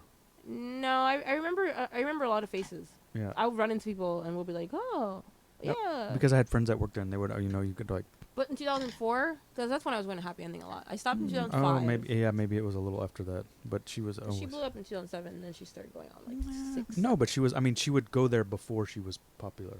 Yeah. And then people were like, that girl used to come here all the time. I know, but I think I missed that, because that's when I stopped going out for a while. I would just do happy hour at pianos in like 2006. Yeah. And, times like that. Piano, that weird upstairs bar. I would just do downstairs in the happy hour. It was cool. I'd just get my money. Is that place still there? I think. And what was that other place that was right down the street from there? There was Orchard Bar. No, there was another one that had a record store in it too. I don't remember. If somebody said the name, I remember. And it had a record store upstairs, that maybe a coffee shop, and then had a basement. Oh, cake shop. Yeah, cake shop. I did the first ever show there. I DJ'd the first ever show there. My friend recently posted about it, and I was like, "Wow, I didn't realize it was the first." Is it still there? Yeah, no. I have no idea. I haven't even been to Manhattan in I don't know how long. I'm always in Manhattan, but like, my friend posted about that. I guess I have no idea, but that was the first show and first ever event there. And she asked me to DJ, so I DJ'd it. But that was 2005. So you just started picking up gigs, and then people would just ask me to DJ all the time. But then how did you get the? I mean, because I gonna keep going back to the thing that I remember you first really from it. Besides seeing you around, is that you would play on East Village Radio. So Jacob and I met Jacob Gorchov at Enid's R.I.P., which is closed. But Jacob now is running Palto Flats. Palto Flats is label. So Jacob was playing at Enid's, and Enid's was like here in Greenpoint, North Williamsburg neighborhood hang. We just hang out. Like all my friends were in Greenpoint. We just go hang out, whatever. And it was like maybe a Friday night or a Thursday night, and then I heard somebody playing Neue Deutsche Welle, like German New Wave, and I'm like, who the hell's playing this in Enid's? Enid's a skater bar where they play like hip hop, and you go to hear the good, hip hop bangers at the end of the night after you do whatever you do, whatever. And then, just be like on your way home. Like all of us lived in Greenpoint, so we'd meet up at Enid's. Veggie dog and some jalapeno chips. I don't think they had veggie dogs then. Oh, they stopped. You're thinking about Daddy's. Oh, Daddy's. I'm sorry, Enid's. Enid's on the corner of Manhattan. Yeah. Oh, it just closed. Yeah, it did just close. It did just close. I went the week before it closed because I was in Paris. So okay, sorry, excuse me. So I was like, who's this guy? So I go up to... the DJ booth is above the bar. Yeah. So I was like, who's this guy? And then I go up to him. I'm like, hey. I'm like, you're playing German New Wave. You're playing like EMAC or something. I don't even remember what it was. Something so like... And then it was just... Or maybe something more obscure than that. And then we just like started talking. That's how we became friends. And he was like, hey, you should do East Village Radio. And then that's how I got the intro. And then he was like, you should meet Veronica. We did the first show. And then Veronica just asked me to do, like, to fill in all the time. Yeah. And then it just became, but then that's also the time where I was playing out a lot. Yeah. I was playing out a lot. And then Katie and I had our monthly night. And you've mentioned Katie several times. This is Katie Rose Sarducci. Oh my God, you can't tell her. O'Sullivan, sorry. She's Sardelli. It's Sardelli. Sardelli, sorry. It's not Sarducci? Sardelli. No, I have her full name in my phone. Oh, okay, good. Her full, Sardelli. Name. I like Sarducci better. Oh, my God, Katie. So, Katie and I met. Yeah. She's part of Further Reductions, and she has her... Does she have a solo thing? Yeah. What's it called? I'm blanking right now because alcohol. Sorry, Katie, don't kill me because I love this song, and I want it to be, when I do my TV show, I want it to be the theme song of my TV show. Katie Rose has... she keeps changing her name. I can't follow up. I think it should just be Sarducci. Sardelli. Did you meet her parents? At the wedding. Were you at the wedding? Yeah, but one time we picked her up at her house. In Detroit? In Detroit. She's going to Detroit on my birthday, and I'm bummed. I'm like, You'll be okay. no, but be my best friend. I don't have a lot of close But friends she, left but in so New York. so Katie Rose at that time she was. She's Rosie Cross. Duh. She's just Rosie Cross. I'm sorry, because that's her. And she has the other project with Lily called PPG Girls. PPG Wave. No, I don't know. PPG. I can't keep up It's with all this stuff. PPG. But at the time, I remember Katie Rose. She was more like a hippie. She was like living in some kind of weird place with a professional gambler and like some weird. It was just weird like a crazy squat. And she would play like ABBA and like a Donovan and stuff like that. But I've always known her as like a music encyclopedia. Well, that's why like we decided to DJ together, Yeah, because we realized she knows every single song, like every. That's why we were like, we have a lot in common. How did you meet her? Clems. At Clem. Oh, that's right. You told me that. And then she would always look grumpy, and then I was like, I had my end of the bar, and she was on the other end at the back, and I was in the beginning, like with my best friend, my late best friend. Why it always takes girls a little while to become friends? I don't know. It was just like New York at a different time. It was like weird. I don't know. I never had this issue like, just some people like I would just be like whatever. I'm still like that. Yeah. At this point in my life, I'm like I don't need like until But like Katie and I both modeled Samantha Pleat's like show, and then it was January 2007, and then we were like, oh, and then we became closer, and then we realized like we had a lot in common, of, like just music nerdery. Like I think she's a big radio person too. I think she had her Detroit. So she tried to get me to go to Weird a bunch, and then I had a day job at the time, and I was like, nope, I cannot go to. Because it's on a Wednesday. Yeah, and I had I was working 8 a.m. to like 8 p.m. Was it still at Southside Lounge, or was it already? No, it was already in the city. Okay. So the Southside Lounge was like right when I was hanging out in Manhattan instead of like going to Weird. But like I don't think it lasted there very long. It was pretty. No, it was short-lived. It was the place on. Who knows? So that place was on Metropolitan for anyone that. Was it? No, yeah. Broadway. Was it on Broadway? Are you sure? I thought it was like right. No, it was on Broadway, like by where Diner is or whatever. What's that place called? The place I was pointing at earlier. No. It's like down there, like past Peter Luger, down the hill a little bit. Are you sure? Are you sure? Pretty sure. I've been there a bunch. Wait, what's the name of the place? Southside Lounge. It's not there anymore. There was something on Metropolitan that was like. Lux. That's what it was. Okay. Yeah. Okay, so near like Havermeyer. Yeah, that was next to Clem's.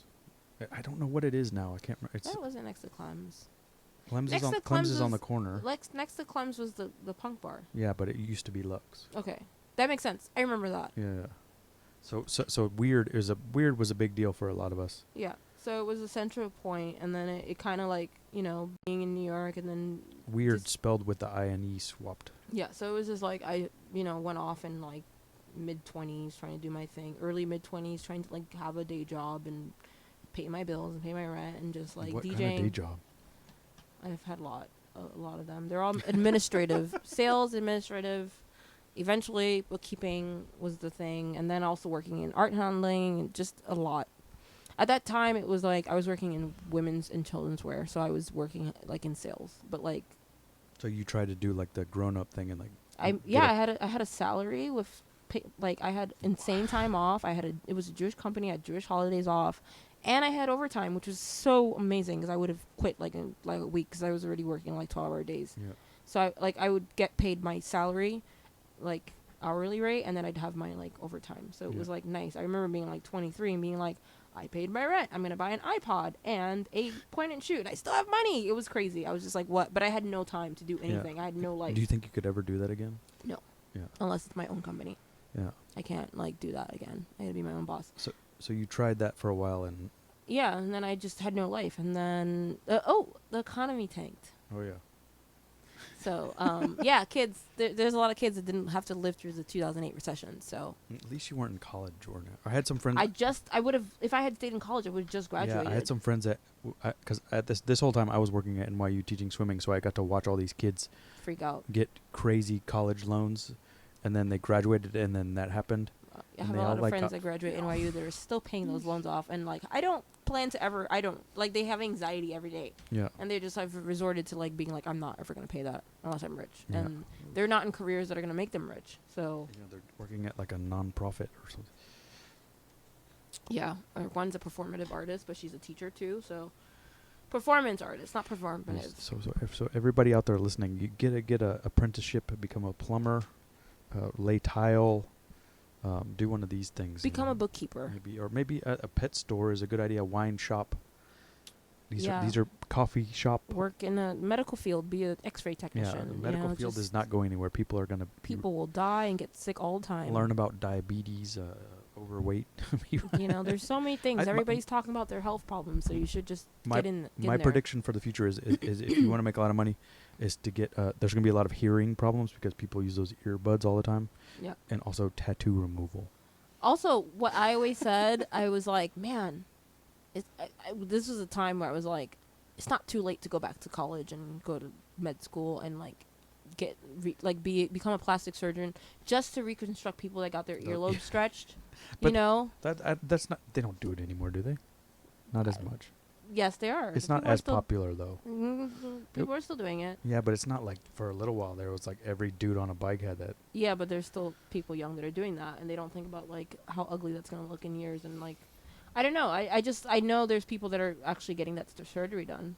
They're going to plastic surgeons, and I have a lot of friends that are getting a lot of tattoos removed too. And I'm like, I have 2 tattoos, and I got them all like late 20s. I don't think I had one after 30. Wait, no tattoo for me. I had one after 30, but that was a memorial thing. Yeah. We keep getting off the path. Sorry. It's okay. It doesn't matter. You probably had a long day. I'm tired. It's freaking hot. It's really hot in New York. Like it's just so let's get into music. It's supposed to be boom boom boom. So we did all the formative stuff, and then now you started establishing yourself from 2006 to maybe until you had a period but where I didn't have a plan. Like I didn't plan it. This is the difference you were just coasting. I was just doing my thing, just like how you just figure out life. You do something and you love it, and then it ends up. You went to Europe. Yeah, I just got sick of New York and I left to Europe. You were there when I decided to stay in Berlin. You thought I was crazy. Yeah. You were there. You were like, you're crazy. Oh yeah, that's right. I remember. It was my first week in Berlin. I think you look pretty scared. Scared? I remember a little worried, I guess, or. I felt like I was really happy. I think it's good to do scary things though. I was a bit scared. Maybe I looked unsure. Maybe because you're older than me and you could see. You were like, you're crazy, and I was just like, I like it, and then I was just like, never mind. But I'm really glad that I got to do that. Yeah, I mean, spent 4 years. Yeah, you probably learned a lot in those 4 years. I did, and I feel like I would have had a existential crisis in New York because I spent so much time in New York. New York was going through a different change. And then I come back and I feel like an alien, and I'm like, what's going on? But at the same time, I have a lot of people that are happy, and every time I play out, someone new discovers me, and they're like freaking out, like, who's this girl? What is going on? Yeah, but New York will not. Doesn't care. Nobody cares. Like if you leave, you're forgotten within like 7 days. Not me. Like the people that remember me. No, I know, but it's. I mean, the thing is that I have my roots here, which is a good thing. Like I feel very lucky that I can come back, and I feel grateful that when I left, people were like, New York will always be here, and I was like looking at them like, you're insane. New York is changing, and then it's like, whenever I now that people know that I'm back. Yeah, if you know how it works, I guess you can always get right back. I have a huge this is the thing. I have a huge network of people from 15 years, 16 years in New York. Like all kinds of people, all kinds of backgrounds. So I got to tap into that, and I'm just like, I can't just concentrate on music, whatever, that's changing forever. But I mean, New York is changing forever, but like what we knew as a community in New York has changed a lot. Yeah. Like we talk about this all the time off camera, and it's weird, but I'm glad that people are still like, whoa, but they want to be like, you're an OG, and I'm like, that's right, I'm an OG, honey. Like I was like here, like holding it down, not complaining about shit, just doing it because that's what you do. Well, it's the thing that I see that is like a real, we were saying, when you had these gigs at the Hole and you're playing for a bar percentage. You don't have a guarantee. Yeah, but you're not thinking about it like has that. You're just like, I'm DJing, like you're young. You're like, going, whatever. You're like, I'm going to get some free beers. Maybe you get 3 drink tickets. And $40. Well, I could drink all I want because we knew the bartender. Yeah, I know. You know what I mean. Yeah, you're just saying. But in I'm just saying now it's like if somebody gets a gig, they're like, yeah, I'm gonna need $300 and a bottle of vodka and. Well, you need to be established. You know what I mean. You can't just be like. But now everybody they just start and they think that that's like a standard thing and that's the difference is like. I don't know if it's sustainable for the clubs and for the community. I think this is the difference is that like there are people that when you start doing music or doing anything in music or anything that you love, well, but specifically music right now, and especially this music that we're in, we didn't start playing records and playing music and DJing or whatever because it was cool or because it was like there was no money in it. We did it because we liked it. We did it because we wanted to hang out with our friends. We did it because we were quote good at it, or we liked music. We wanted free drinks. It wasn't even alcohol. I didn't care about the alcohol. Like I knew all the bartenders. It wasn't even about that. Like I knew all the places I booked. You know what I mean? It was like for me and Katie when we did Pleasure Discipline. It was like everyone came out for Pleasure Discipline. Everyone came out. Like from all of our music, all of our friends, all of our peers from different groups, all came out. Back then it was Bunker, and then it was Weird, and then it would be like you guys would have parties. And it would be like little random parties, but there were the two mainstays were Bunker and Weird at that time. Yeah. And then there was like weird little things that would pop up, you know, like Witch House or whatever, 2011. That was the big thing, and then it died. Thankfully, you know, like you know, it's just. Did it? No.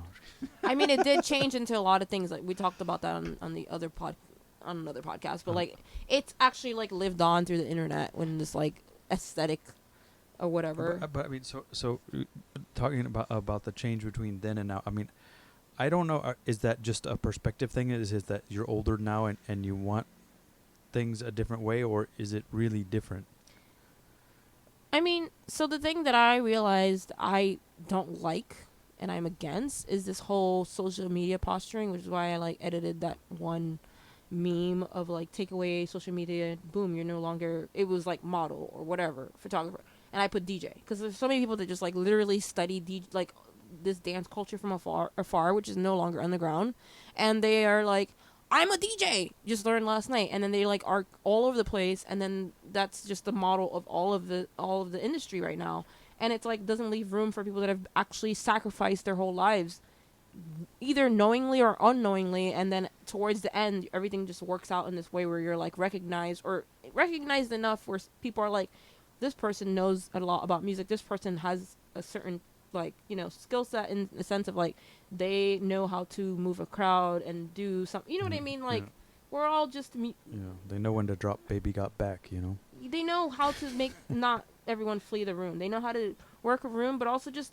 You know, I think a good DJ can play anywhere and can play in any situation. That's why a lot of our friends are wedding DJs now because they just were like got out of like. Well, that's where the money is. That too, but you know, as well, like you want to keep DJing, but like I don't have a problem with doing a corporate gig.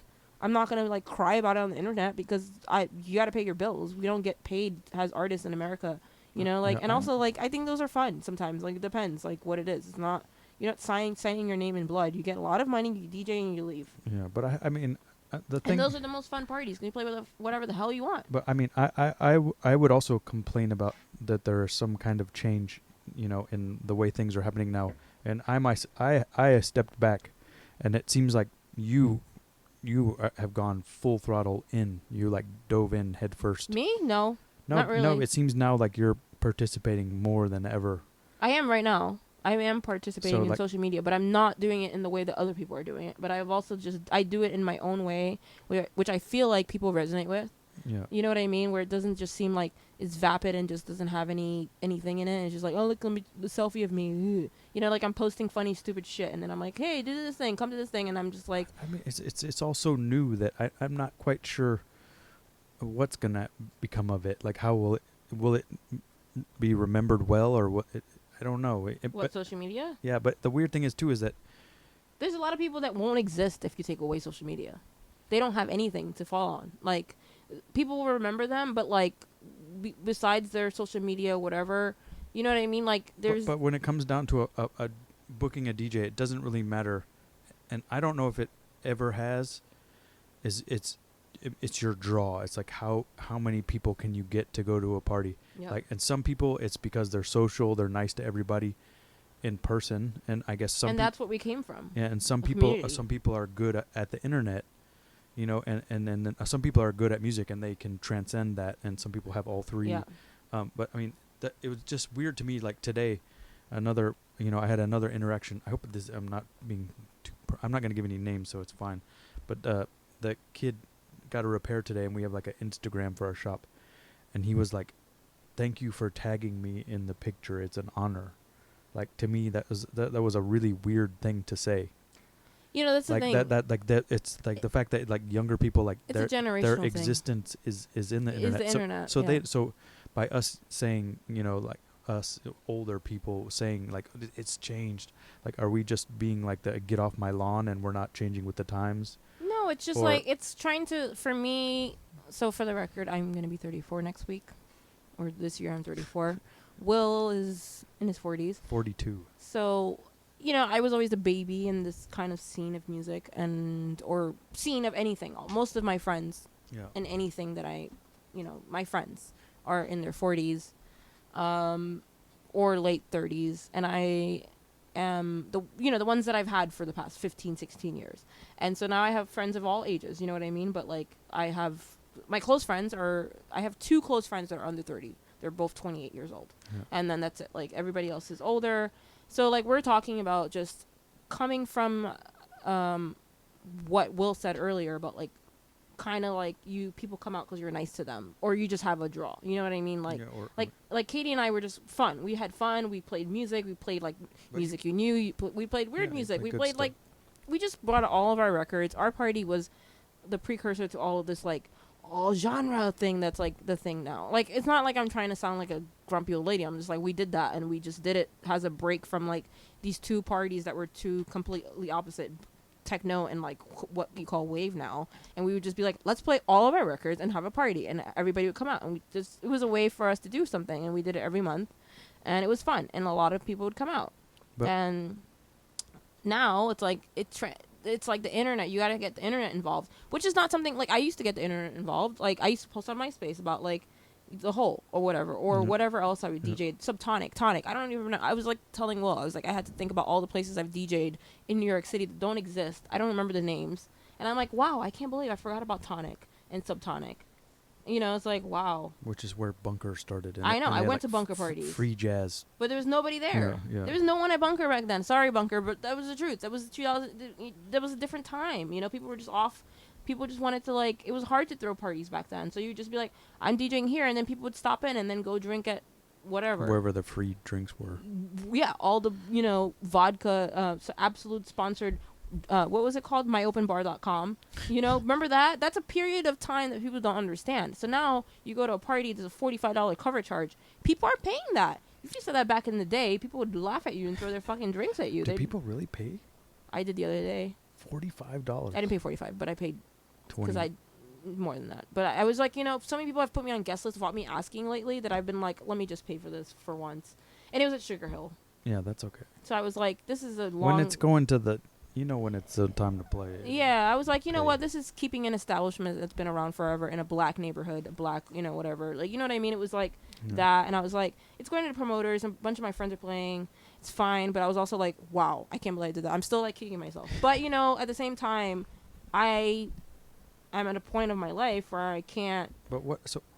Yeah. So that's the thing. Is like people try to book me. I mean, nobody comes to me nowadays. Like two years ago, people were trying to approach me to book me for no money. And I was like, are you insane? Because Yeah. you're going to charge $50 at the door, and you're going to But pay me no money. But what I'm trying to understand is what should someone listening to this that that you're saying is a younger person and doing things wrongly, or what you say is wrong, what should they do I'm not saying it's to wrong. make it better? I think it's just change How- things. It's isolating. Like social media, if you do social media a different way, that makes people feel left out, and it's kind of toxic, you know, sometimes. Like that's why I was basically not on social media the whole time I was in Europe. I mean, we had the thing, I don't know, we sort of talked about it at dinner time, is that if you're like stepping on people to like elevate yourself, yeah, that's kind of weird. it's shitty, Yeah. and it's not cool anymore. Call out culture's over. Yeah. You know, if you call out somebody for being annoying personally to you, that's different. I did that recently, whatever, or just like stupid thing, but like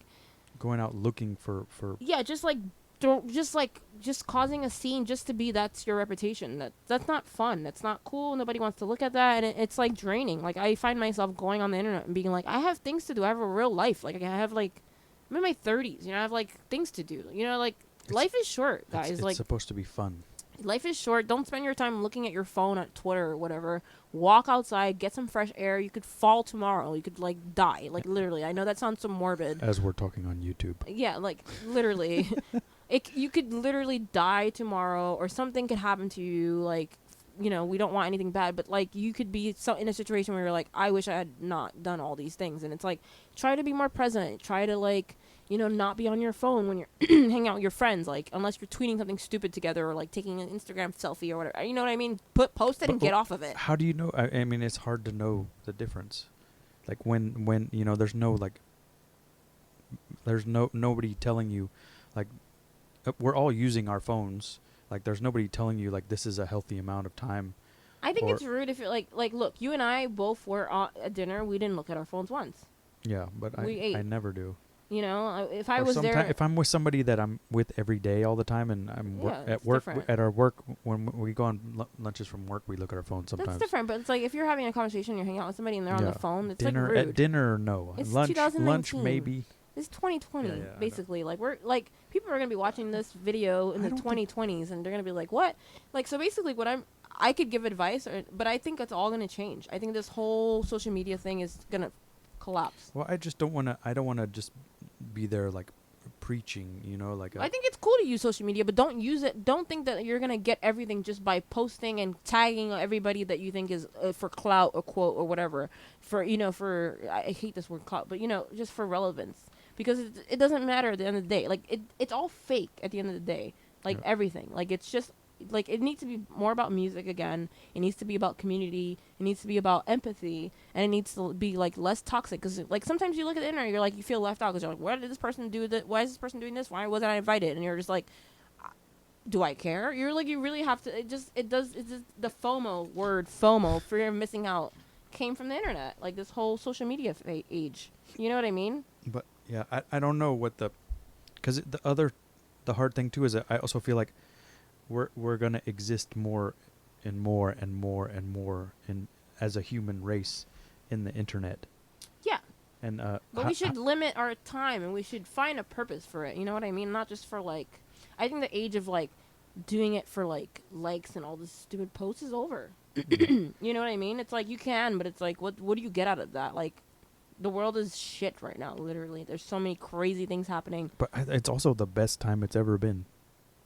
That like, too. There's like less wars than ever, and people are healthier, and yeah, but at the same time, but we're seeing the bad stuff. Like, that's why we should get off the internet. The moment. Like, yeah, live your life that's the and thing. You see what's happening, and then try to like enjoy what you have and be grateful. Gratitude. Because like we have this terrible president, and if you read about it every day, it like makes you sick and makes you angry, and you're talking to your friends about it, and it's making them sick and angry.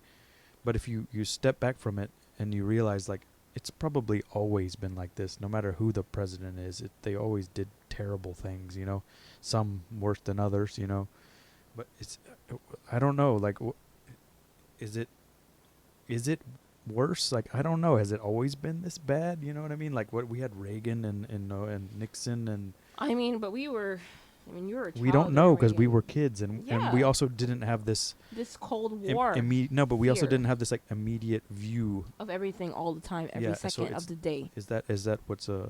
That's the thing. And it's like, so for the first time when he won, I was like, this must be what the Cold War felt like. You know what I meant? I was like, wow, all these Cold War synth records I've been listening to forever, like, wow, I get the fear. Like, I obviously, like, kind of understood, but, like, to actually live through, like, this person might just kill us all in 1 second, kind of thing. Mean, you listen to the Bush or Reagan years, the punk, and the lyrics are all about, this guy lied to us about this war, and he's doing shady stuff in this other country, and it's been going on for a while now, like, I don't know. I mean, I don't know.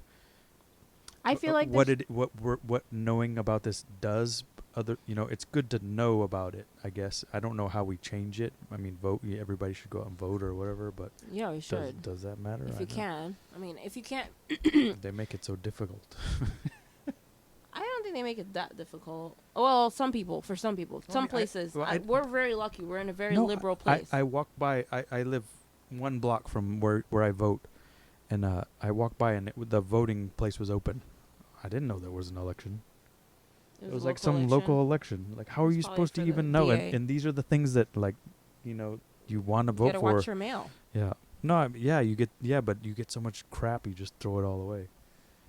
I mean, some people are more. A lot of my friends, I have to say, in New York and just in general, everywhere they're living, are very much more in touch with their local elections now because they realize that's how things get to be where they are now. Like in the, with our. But let's not talk about that. Let's talk about music. Sorry, it's gonna swing back the other way.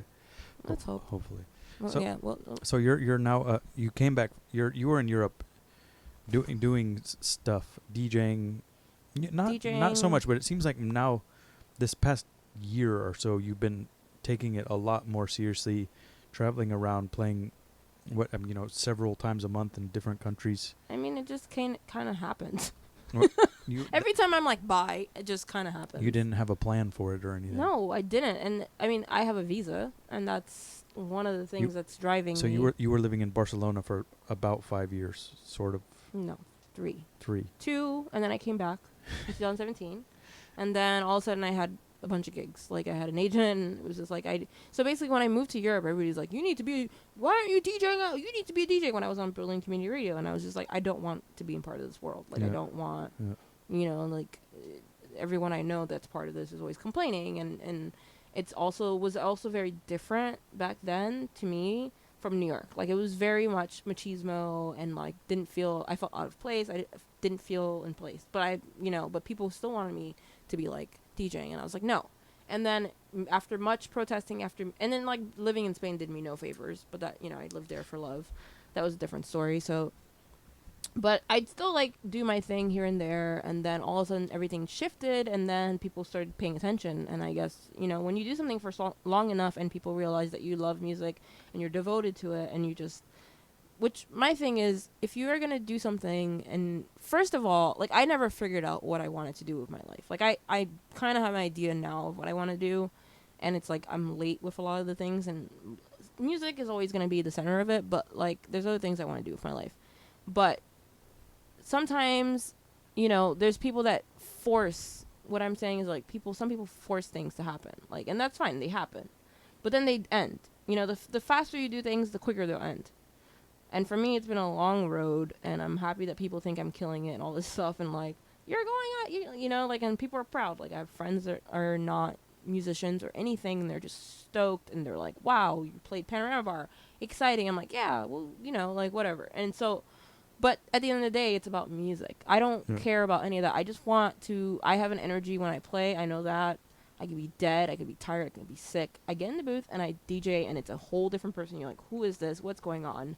And people are dancing, and that's something that I've always had, and I'm grateful for it, and people always noticed it, and I would always be like, I don't know, I'm just playing music, like, and now I'm like, yeah, damn right, I'm fucking playing music, damn right, I'm making people move, that's right, like, I'm gonna push it down. Oh, people are moving, I'm gonna push it even further, and it's just like, it takes sometimes it takes, like, age, and just, like, really recognizing yourself, and being comfortable with yourself to actually, like, recognize who you are, what you can bring, and being like your own person. Because it took me a long time to figure that out, It took me a long time to be like, I'm Sybil, this is farce, this is my thing, like, I've always done it my way, and like, I'm gonna, like, playing Haitian music, like, in my sets.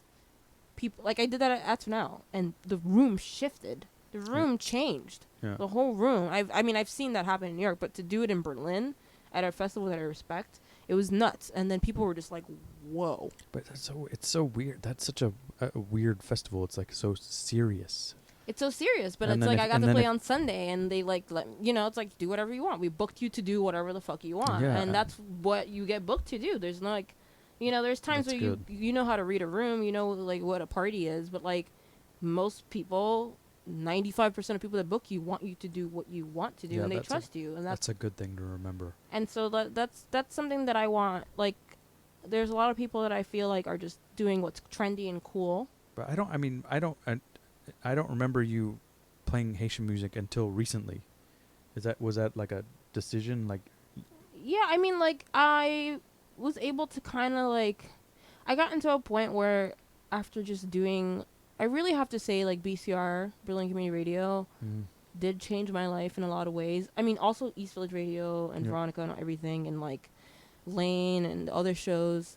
Because radio is such a big part of my life. Obviously, it's in my blood, but Yeah. it's also like since I was a kid, I wanted to be on radio. Yeah, You know, yeah, like I yeah. just think it's so cool, and I still think like it's it too. fucking Yeah, cool. I really like it too. Yeah, it's a cool Yeah. thing. Like I Yeah. think when you like music and you get to play music and you get to do whatever you want, like it's cool. It's a cool thing, and I think you know, it shouldn't feel, you know, like a thing where people are like, oh, all these people, like recently someone was like, all these people have their rinse residencies, and I'm like, I'm not on that shit. I have rinse France. I'm a different thing. Like my whole thing was different. It was just randomly like, you're a resident, okay. Like I just wanted to be on rinse France, and that happened, and and then all of a sudden I'm a resident, and I'm really happy because I remember when I started BCR, I was like, one day I want to be on rinse France, and I didn't ever plan to move to France. You know, it was like one day, and then I was in Paris, and I was like, I want to make this happen. Can you make this happen? And it happened. Yeah. So like what I'm saying is like, be yourself.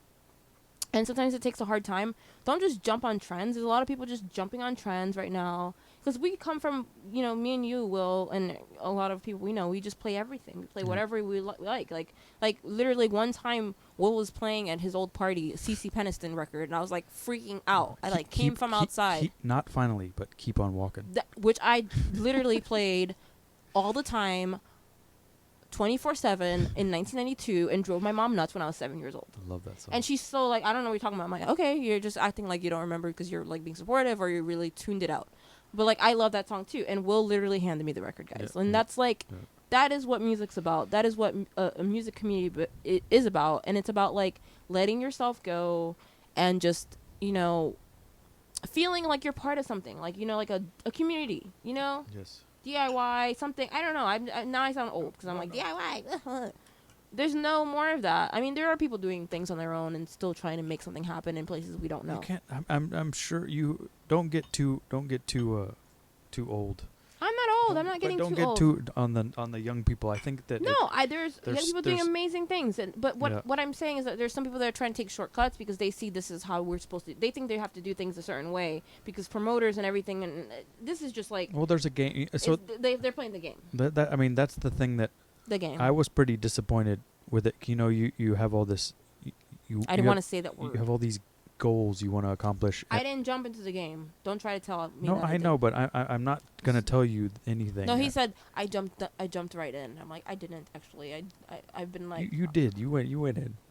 I had to. I was in it. Yeah, I mean, I don't know how to describe it but I was like, it was like I was in it, and it was like, okay. But there's a thing, you know, and you have like you're in water, and you just gotta keep going. You're 12 years old, and you're like, I want to be a DJ. I want to travel the world, and I want to have a record label, and I want to have a radio show. And then you do that, and you see how it really works, and it's a little disappointing. Yep. So I mean, it's I don't know what the remedy for that is, and you know, it's cool to like talk to other people and see what their viewpoint is. You know what I mean? And just to like get all like. You just gotta. It's not like it used to be, you know. Yeah, but it's. I don't think it. To say it's not as good as it used to be is like, do you just sound like an old man? You know, like it's like. Yeah, you sound like an old lady. I don't care. I'm old lady, whatever. Old, yeah, but that's all I mean, it is. I want to know how to make it not that way. You know, like I want to make it better. But the thing is, there are younger people that feel this way, and they don't even know. They're like, why does this feel? Why does this feel? I mean, there are exciting things all the time happening. There's exciting communities that we don't know about. Yeah. But the things that we see in our face all the time are the things that are like, people are like, ooh, I don't want to be, what is this? Like, can we change this? And then they just do it on them. They just are like, fuck this. And that's the remedy is, do it on yourself. Do it on your own, do it yourself. Yeah. Like DIY forever. Like DIY till I die kind of thing. You know what I mean? Like, a lot of people have done that, and it's good. And, but then, at the other end, with the internet, is like people can just speed through that and just like have other people that have been at it for a long time and sacrificed a lot. I'm not talking about myself here. Yeah. Feeling like left out and feeling like, what the hell, you know, because they're just being bypassed by these people that just came out of nowhere that don't know anything about music. And they do have energy, but, you know, and a certain thing, but it's not like the same as watching a. I almost feel like that's a trend. Like it was like there was like this the trend. Maybe it's a year or two old now. Is the trend that like I don't have any experience trend. Like I just started. This is my second gig, but I have an agent, and I'm playing festivals. That's what happens. The festivals are like. No, but they're also, They have programs. They have programs for new DJs, and yeah. But there's, I mean, so there are programs. All these big festivals, a lot of them, they have programs for new DJs, and that's why a lot of them are playing them. But also, festivals notoriously don't pay a lot of money. So, and it's cool, and I'm not knocking it. But at the same time, people go and they're like, "Why aren't these other people playing these festivals?" who would you? I mean, I guess this isn't probably not a. Yeah, I'm not gonna call anybody. I know. I was gonna say, who would you like to see play? Who is not playing that you want to see play? I don't like festivals. First of all, I like playing them. I don't want to use a porta potty. Yeah, we're not festival. Where are you people. gonna park? How are you gonna get there? I'm from like I'm a coastal elite, I guess, as you say. I want to go to like Good Room, like 3 blocks from my house, and I want to go to like this is the thing is like Europeans are into the festivals because they grew up with that and they're like into it. It's a whole like they can devote the 3 days or whatever. For me, that sounds like a nightmare to like be in the middle of nowhere with a bunch of people and like you know what I mean. And then it's just because I'm such a city person or something. I don't know. It's so you would like to see more like a club residency, one DJ play or I miss one that. live act. I miss that shit. I miss that. Yeah. I want to have a one night where I play 7 hours. Come on, people. What are you doing? Like. Well, I mean, that's what's going to happen. I'm going to retire and do other things in my life, and people will be like, hey, we want you to DJ again. And it's going to be one night only, twice a year. Come see me DJ. Like, it's going to be like that. What about, the thing that I liked about New York City is they had these, like, one example that comes out is the motherfucker party, pardon my language, it was, they had resident DJs, but you didn't realize, you went to the motherfucker party. You weren't going to see. I forgot about motherfucker. Justine or Michael T or like Mike Simonetti would play too. I forgot about that. You would go because that was the party, or you would go to Spa on Wednesdays, and I think that's. I guess there's a couple things that what's it called? There's a couple parties now that are just about the party and they have DJs, and I think that was a cool thing. You know, like you would go and but whatever they would have like some special thing like. I don't know, food or like a cocktail booth or not cocktail, like a photo booth. Sorry, I can't talk anymore. Yeah. But some kind of reason why you would go to the thing other than to see X DJ and this other DJ. No, that's the thing. Is like I ran into somebody I hadn't seen in a long time. We used to party together, and they don't go out anymore. And they were like, we used to go out because it was like a good party, not because the DJ was playing. Yeah, the DJ wasn't the focal point. Like there would be like a host, and they would. Like I'm happy when people come to see me play. You know, I'm excited. I'm like, okay, that's great. But like, I think it's like on my rider it says no lights on me. I don't want people staring at me. Yeah, that's. I want you to freaking dance. Yeah.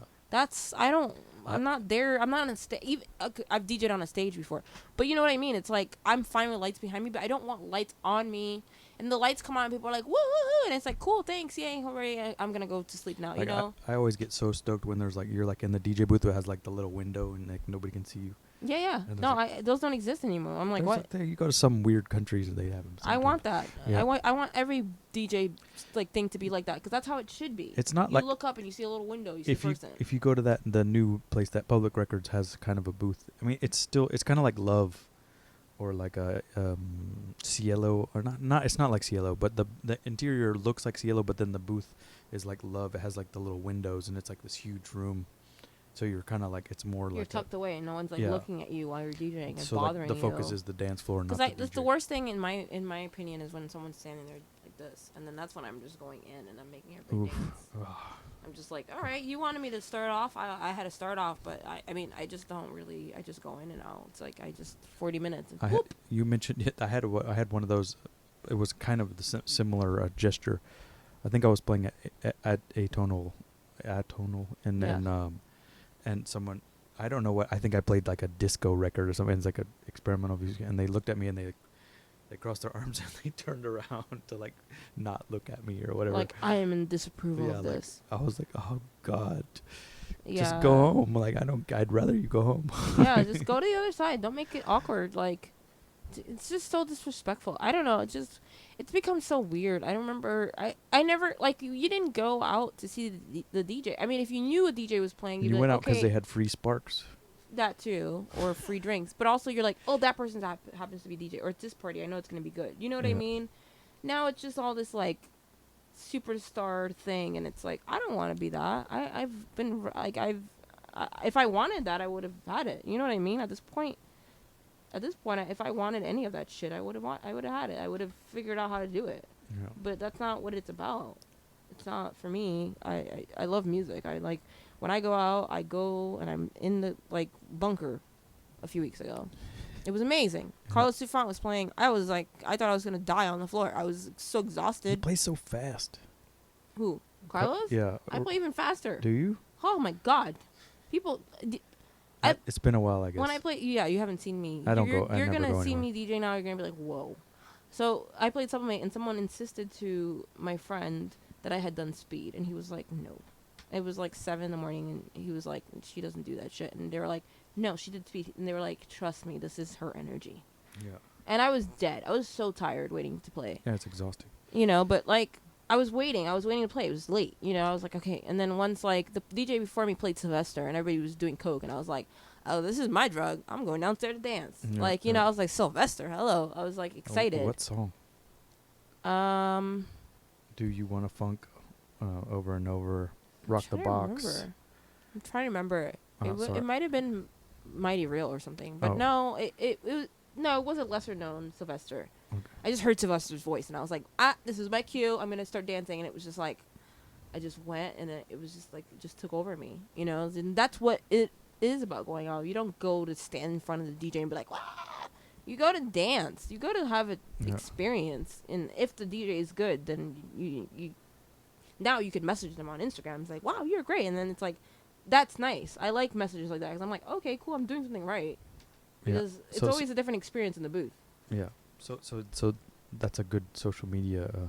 Yeah, that's not a bad thing. Don't do that. Like, don't be ashamed to be like, oh my god, you were amazing. You know, like, oh my god, you like. Someone sent me like a long letter the other day on IG about my Panorama bar set, and I was like, whoa, okay, thanks. Like, and they were just like, you don't understand, like your mixes, and I was like, okay. So it's taking me a long time to figure this out. Like, this is not like me 15 years ago. This is me 15 years. This is like a full package of like me like coming full circle. Because when I play well now, it's like I'm playing like I will keep it into the techno and house, whatever. You know what I mean? Depending where I'm playing. And then I'll just drop in some other things, and people are like, whoa. And then they're like dancing, and I keep it into this, you know, and I have it, and then I bring it back.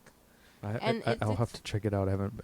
Well, you're not going to be here for my birthday, so, but, I mean, I don't know what I'm I going to do got for some my birthday. life stuff to do. You've got real life things to do, but next month maybe. I don't know. Well, but, you know, if I don't F off and do other things with my life, you'll get to see me. I'm not worried. I'm not going anywhere. I mean, I might just, you know. You'll be back. Your mother's not going anywhere. No, I mean, like, in terms of, like, not doing music anymore. Well, moving on to I'm other not worried things. about that. Yeah.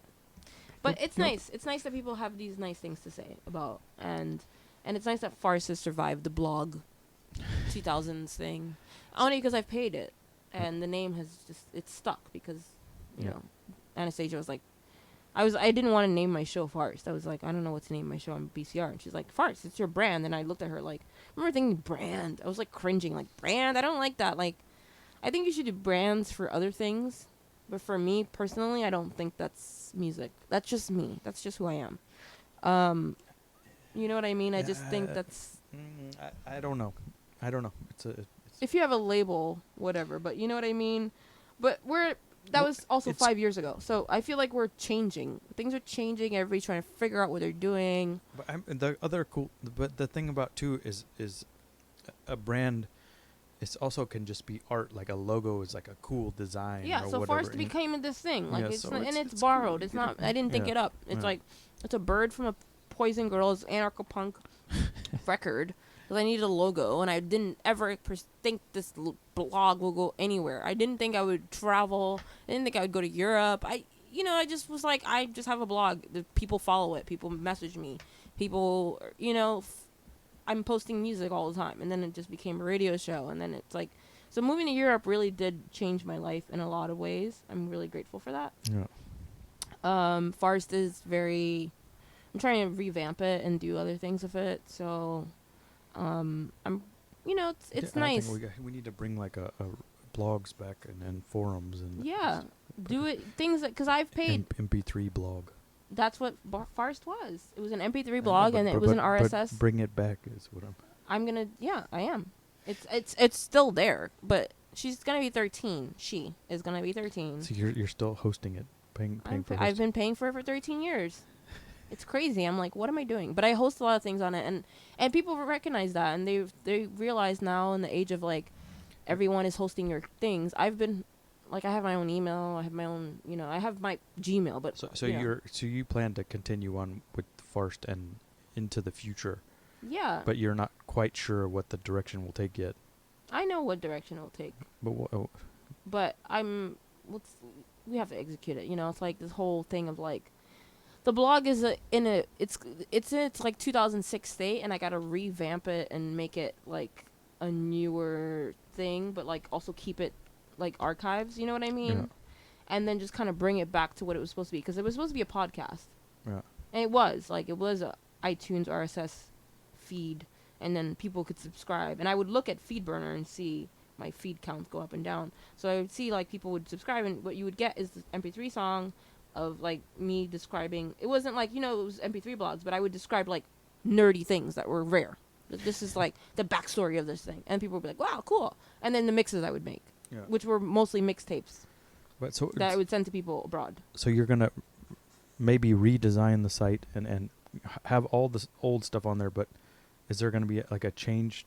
Do you have an idea for new content? Yeah, I'm just gonna do like, I wanted to do a podcast series for a while, podcasts like mixes, but not from just musicians. What is it? So there'll be talking also? No, just like mixes from people, but all kinds of people. Yeah. And then I want to do a podcast, but it's not going to be called Farce. It might be like Farce Presents, blah, blah, blah. And it's going to be talking about other things that like other people aren't talking about. So, because I feel like that is something that's part of my life that I haven't really tapped into yet. You know what I mean? The radio thing. And like I was telling you, Angie Martinez in her video, kind of like this. Yeah. I don't know if I really want to do it, so much DIY on my own. It took me like, Francois from The Lot helped me like a lot, because I started, I started looking. I wanted to do it for a while, and I was like, finally, like, okay, I'm gonna start doing this, and I started checking like, what camera do I need? What software do I need? Like, how do I do this? And everywhere you read it, like someone has a different opinion, because it's pretty new to be able to like have these cameras and do a thing. And then I was like, oh wait, I just asked Francois, and he helped me a lot. So but it still took me. I had to like buy a new computer and and it takes money. Yeah, it's a lot of like I don't have that. You know what I mean? It's like it's not. It's a lot of. I already paid a lot of out of pocket just to keep something up that people like, and just I don't even know. I just have it up, and there's been times I wanted to take it down. I can't figure out how to take it down because it's a WordPress thing, and I'm just like like whatever, just leave it up. Yeah. And there's been times where I've like not paid for SoundCloud, or just was like fuck this. Yeah. And people have been like, what happened? I stream your mixes on at work, or like at my cafe that I own. And I'm like, whoa, okay. I like SoundCloud. I do too. I mean, I don't like when people talk bad about SoundCloud. Me either. I mean, now I don't. I like. There was a time where it was annoying. Just don't follow the people you don't like. What's so hard? I know. SoundCloud is good. It's a really good format. It's also like another like way you can do things on your own. You know, I mean, obviously a lot of people have really been birthed. like, how much is €100 a month or a year or whatever, 120? Yeah. It's not that bad. Much money, and you can put as much as you want on there. I have a lot of things on there, and it's just like crazy because it's not just. It seems like it's better lately that it's like the riffraff is gone, or maybe I just didn't follow a lot of people or something. I don't. I just go on there and check my stats and post my things, and then I'm like, how many listens did I get this week?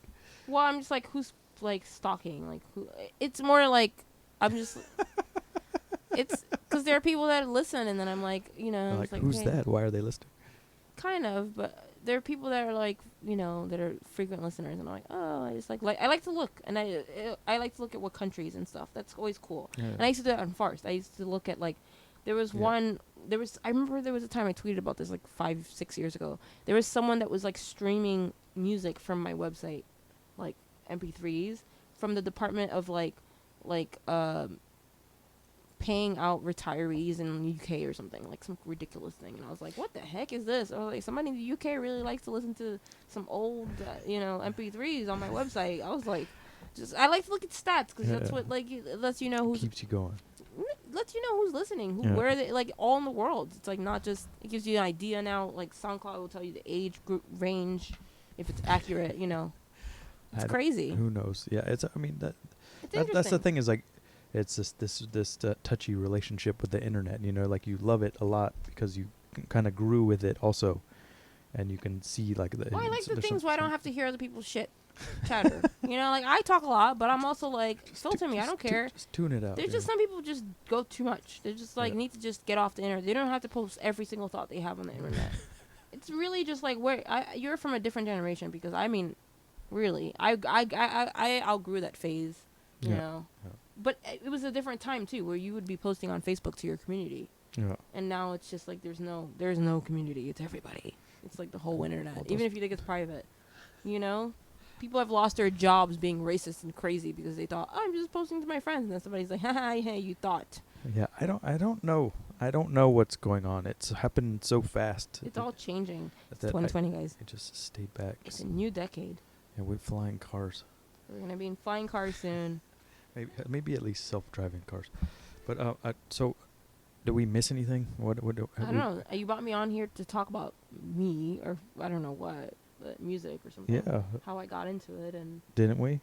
I guess we did. I'm not sure. I guess. I mean, I'm just here. But did we miss a major point or anything like that you would want to tell people like? I don't know what the point. So what is the point of your show? No, is to have a conversation and have people feel like they're involved in the conversation, and possibly learn about how, people that are doing stuff they might want to do themselves, how they got there, and what it takes, or what things not to do or to do. Just be yourself.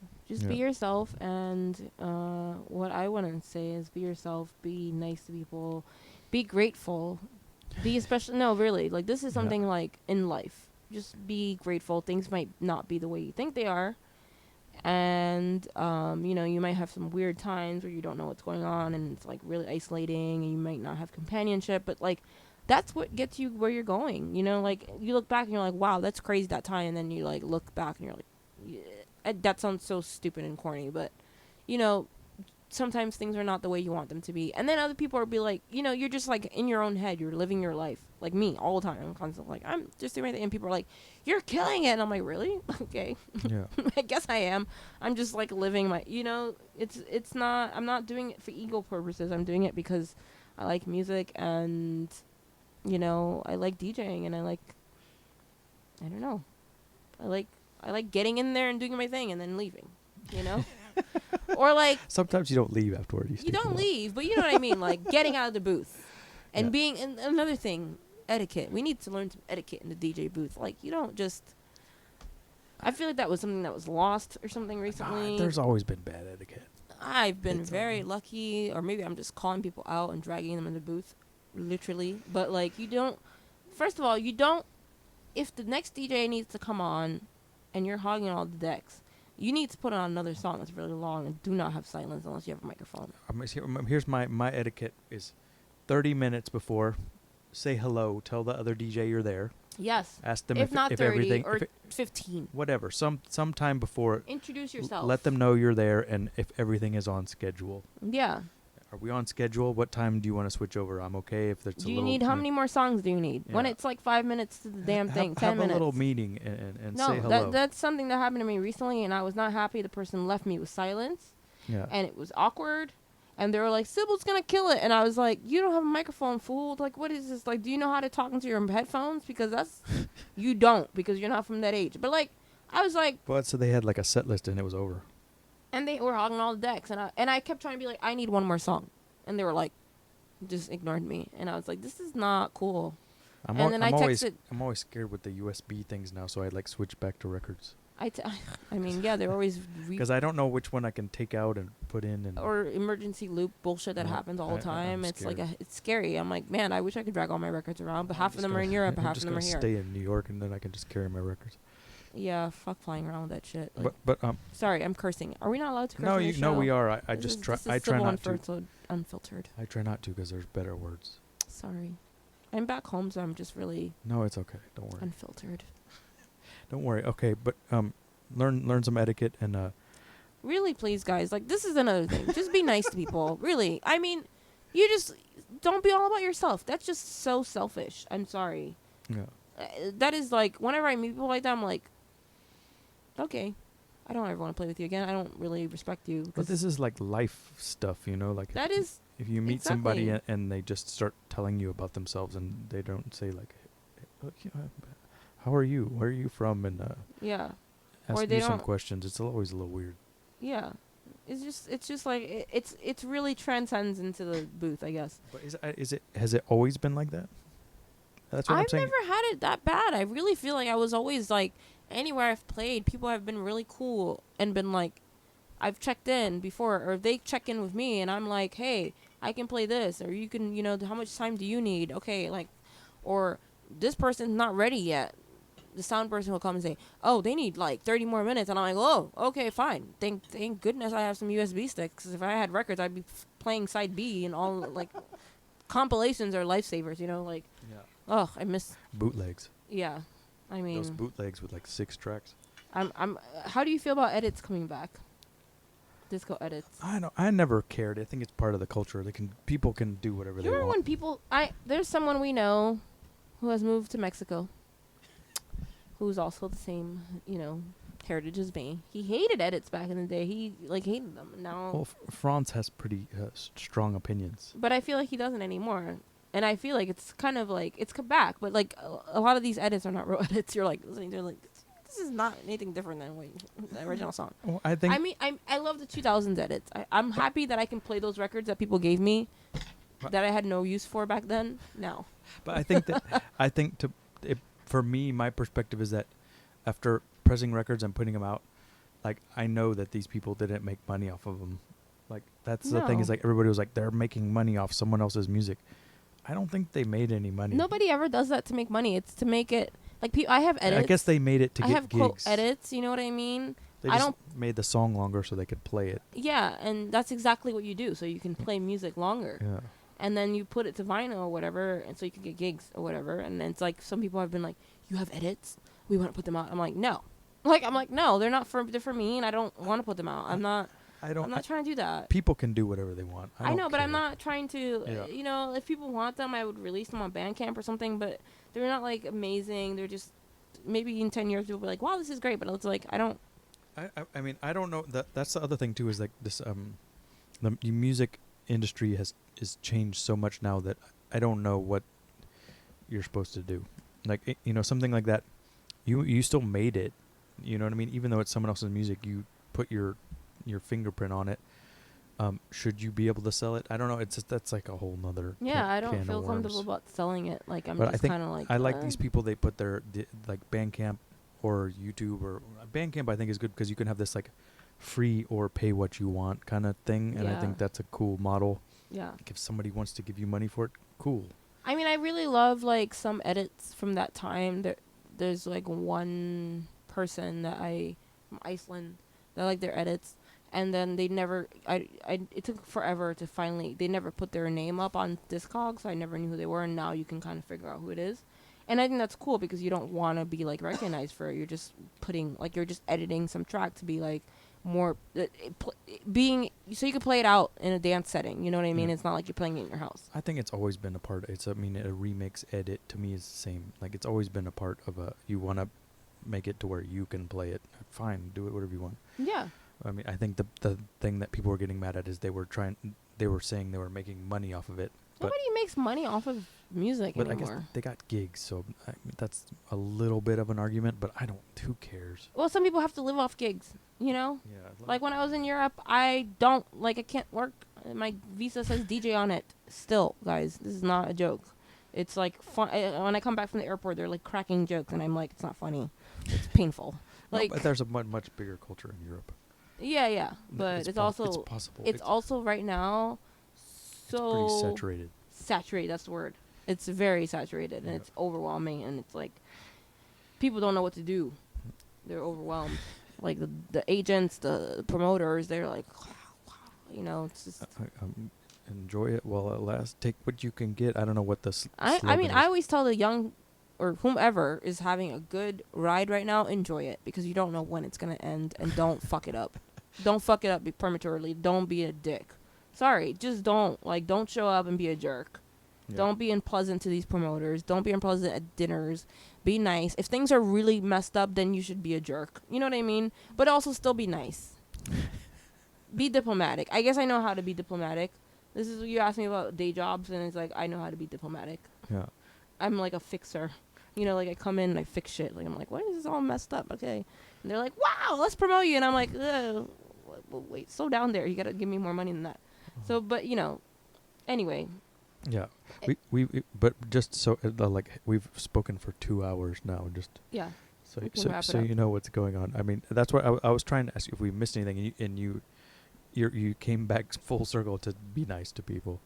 I really have to, because I feel like people are fake nice, and there's this undercurrent of like, just like people just being annoyed because people are fake nice, and there's just like fake, and it's always been like that, but right now especially I feel like I don't know. It's just I think it's just so amplified with the internet that it's amplified we because we all need to step back. And because you don't know. The internet makes you think like people are always thinking, oh, this person, this, and it's like maybe they're not. Maybe it's just the internet. You know, you never know. Whenever you run into your friends in real life, it's different. It's always fine. It's fine, and you just have these acquaintances, and you're like, who are you? Okay, what you? No, I mean like, not like. Ugh, I just said that. That sounds so obnoxious, but like, like in the sense of like you're in your head like, I don't understand what that was on the internet, and then like when your friends, it's like you know what I mean. Yeah. And it's like I don't know. Yeah, well, I mean, it doesn't matter. It's all fake. We're still trying to figure it out. It's been, the internet's been big part of our lives, and now it's confusing as hell. And we still don't know how. And we're here on the internet. Yeah, I know. We're literally recording through the internet. It's crazy. Isn't it crazy? Yes. Well, I'm gonna. I think we should wrap it up. Yeah. But anything you'd like to ask me? Any other things you want to put me on the spot? So my mom. No, I just one day I want to meet your mom. She seems cool. Well, she's right across the river. What's her name? Elsie. Elsie. Hello, Elsie. Hi, Elsie. Me and Jacob. You think she's gonna make it to the end? Yeah, she'll probably skip. Me and Jacob used to shout out. Me and Jacob used to shout out my mom on East Village Radio, and she'd be like, "I'm not your friend," but now she loves that shit. She texts me like, "I'm not your friend." Like. So you're not supposed to give shout-outs to your mom? No, she's cool. She's like happy. She's like proud. She like brags about me and shit. All right, good. That's cool. She's always doing the best for you. Yeah, parents do. All right. Well, Sybil Jason, check her out. She's DJing all over the place, and a lot in Brooklyn these days. She's a hot commodity here. I don't know. I'm just Sybil. I'm just back. I'm back, and everybody's like, "Oh crap, we need to book you." Sybil Jason. Not just Sybil. That's somebody else. Yeah, that's somebody else. the house singer. Don't forget. The house singer. That's who we're talking about. Oh, those records are so good. I know, right? We need to bring them back. Okay, so yeah, I'm around, guys. You know, I'm in New York City. I'm back. Thank you very much for coming. This was Talk Radio with Sybil Jason. And this is sponsored by? Nobody. Will Burnett. You gotta talk about your sponsors. I don't have any sponsors. I'm still working on that.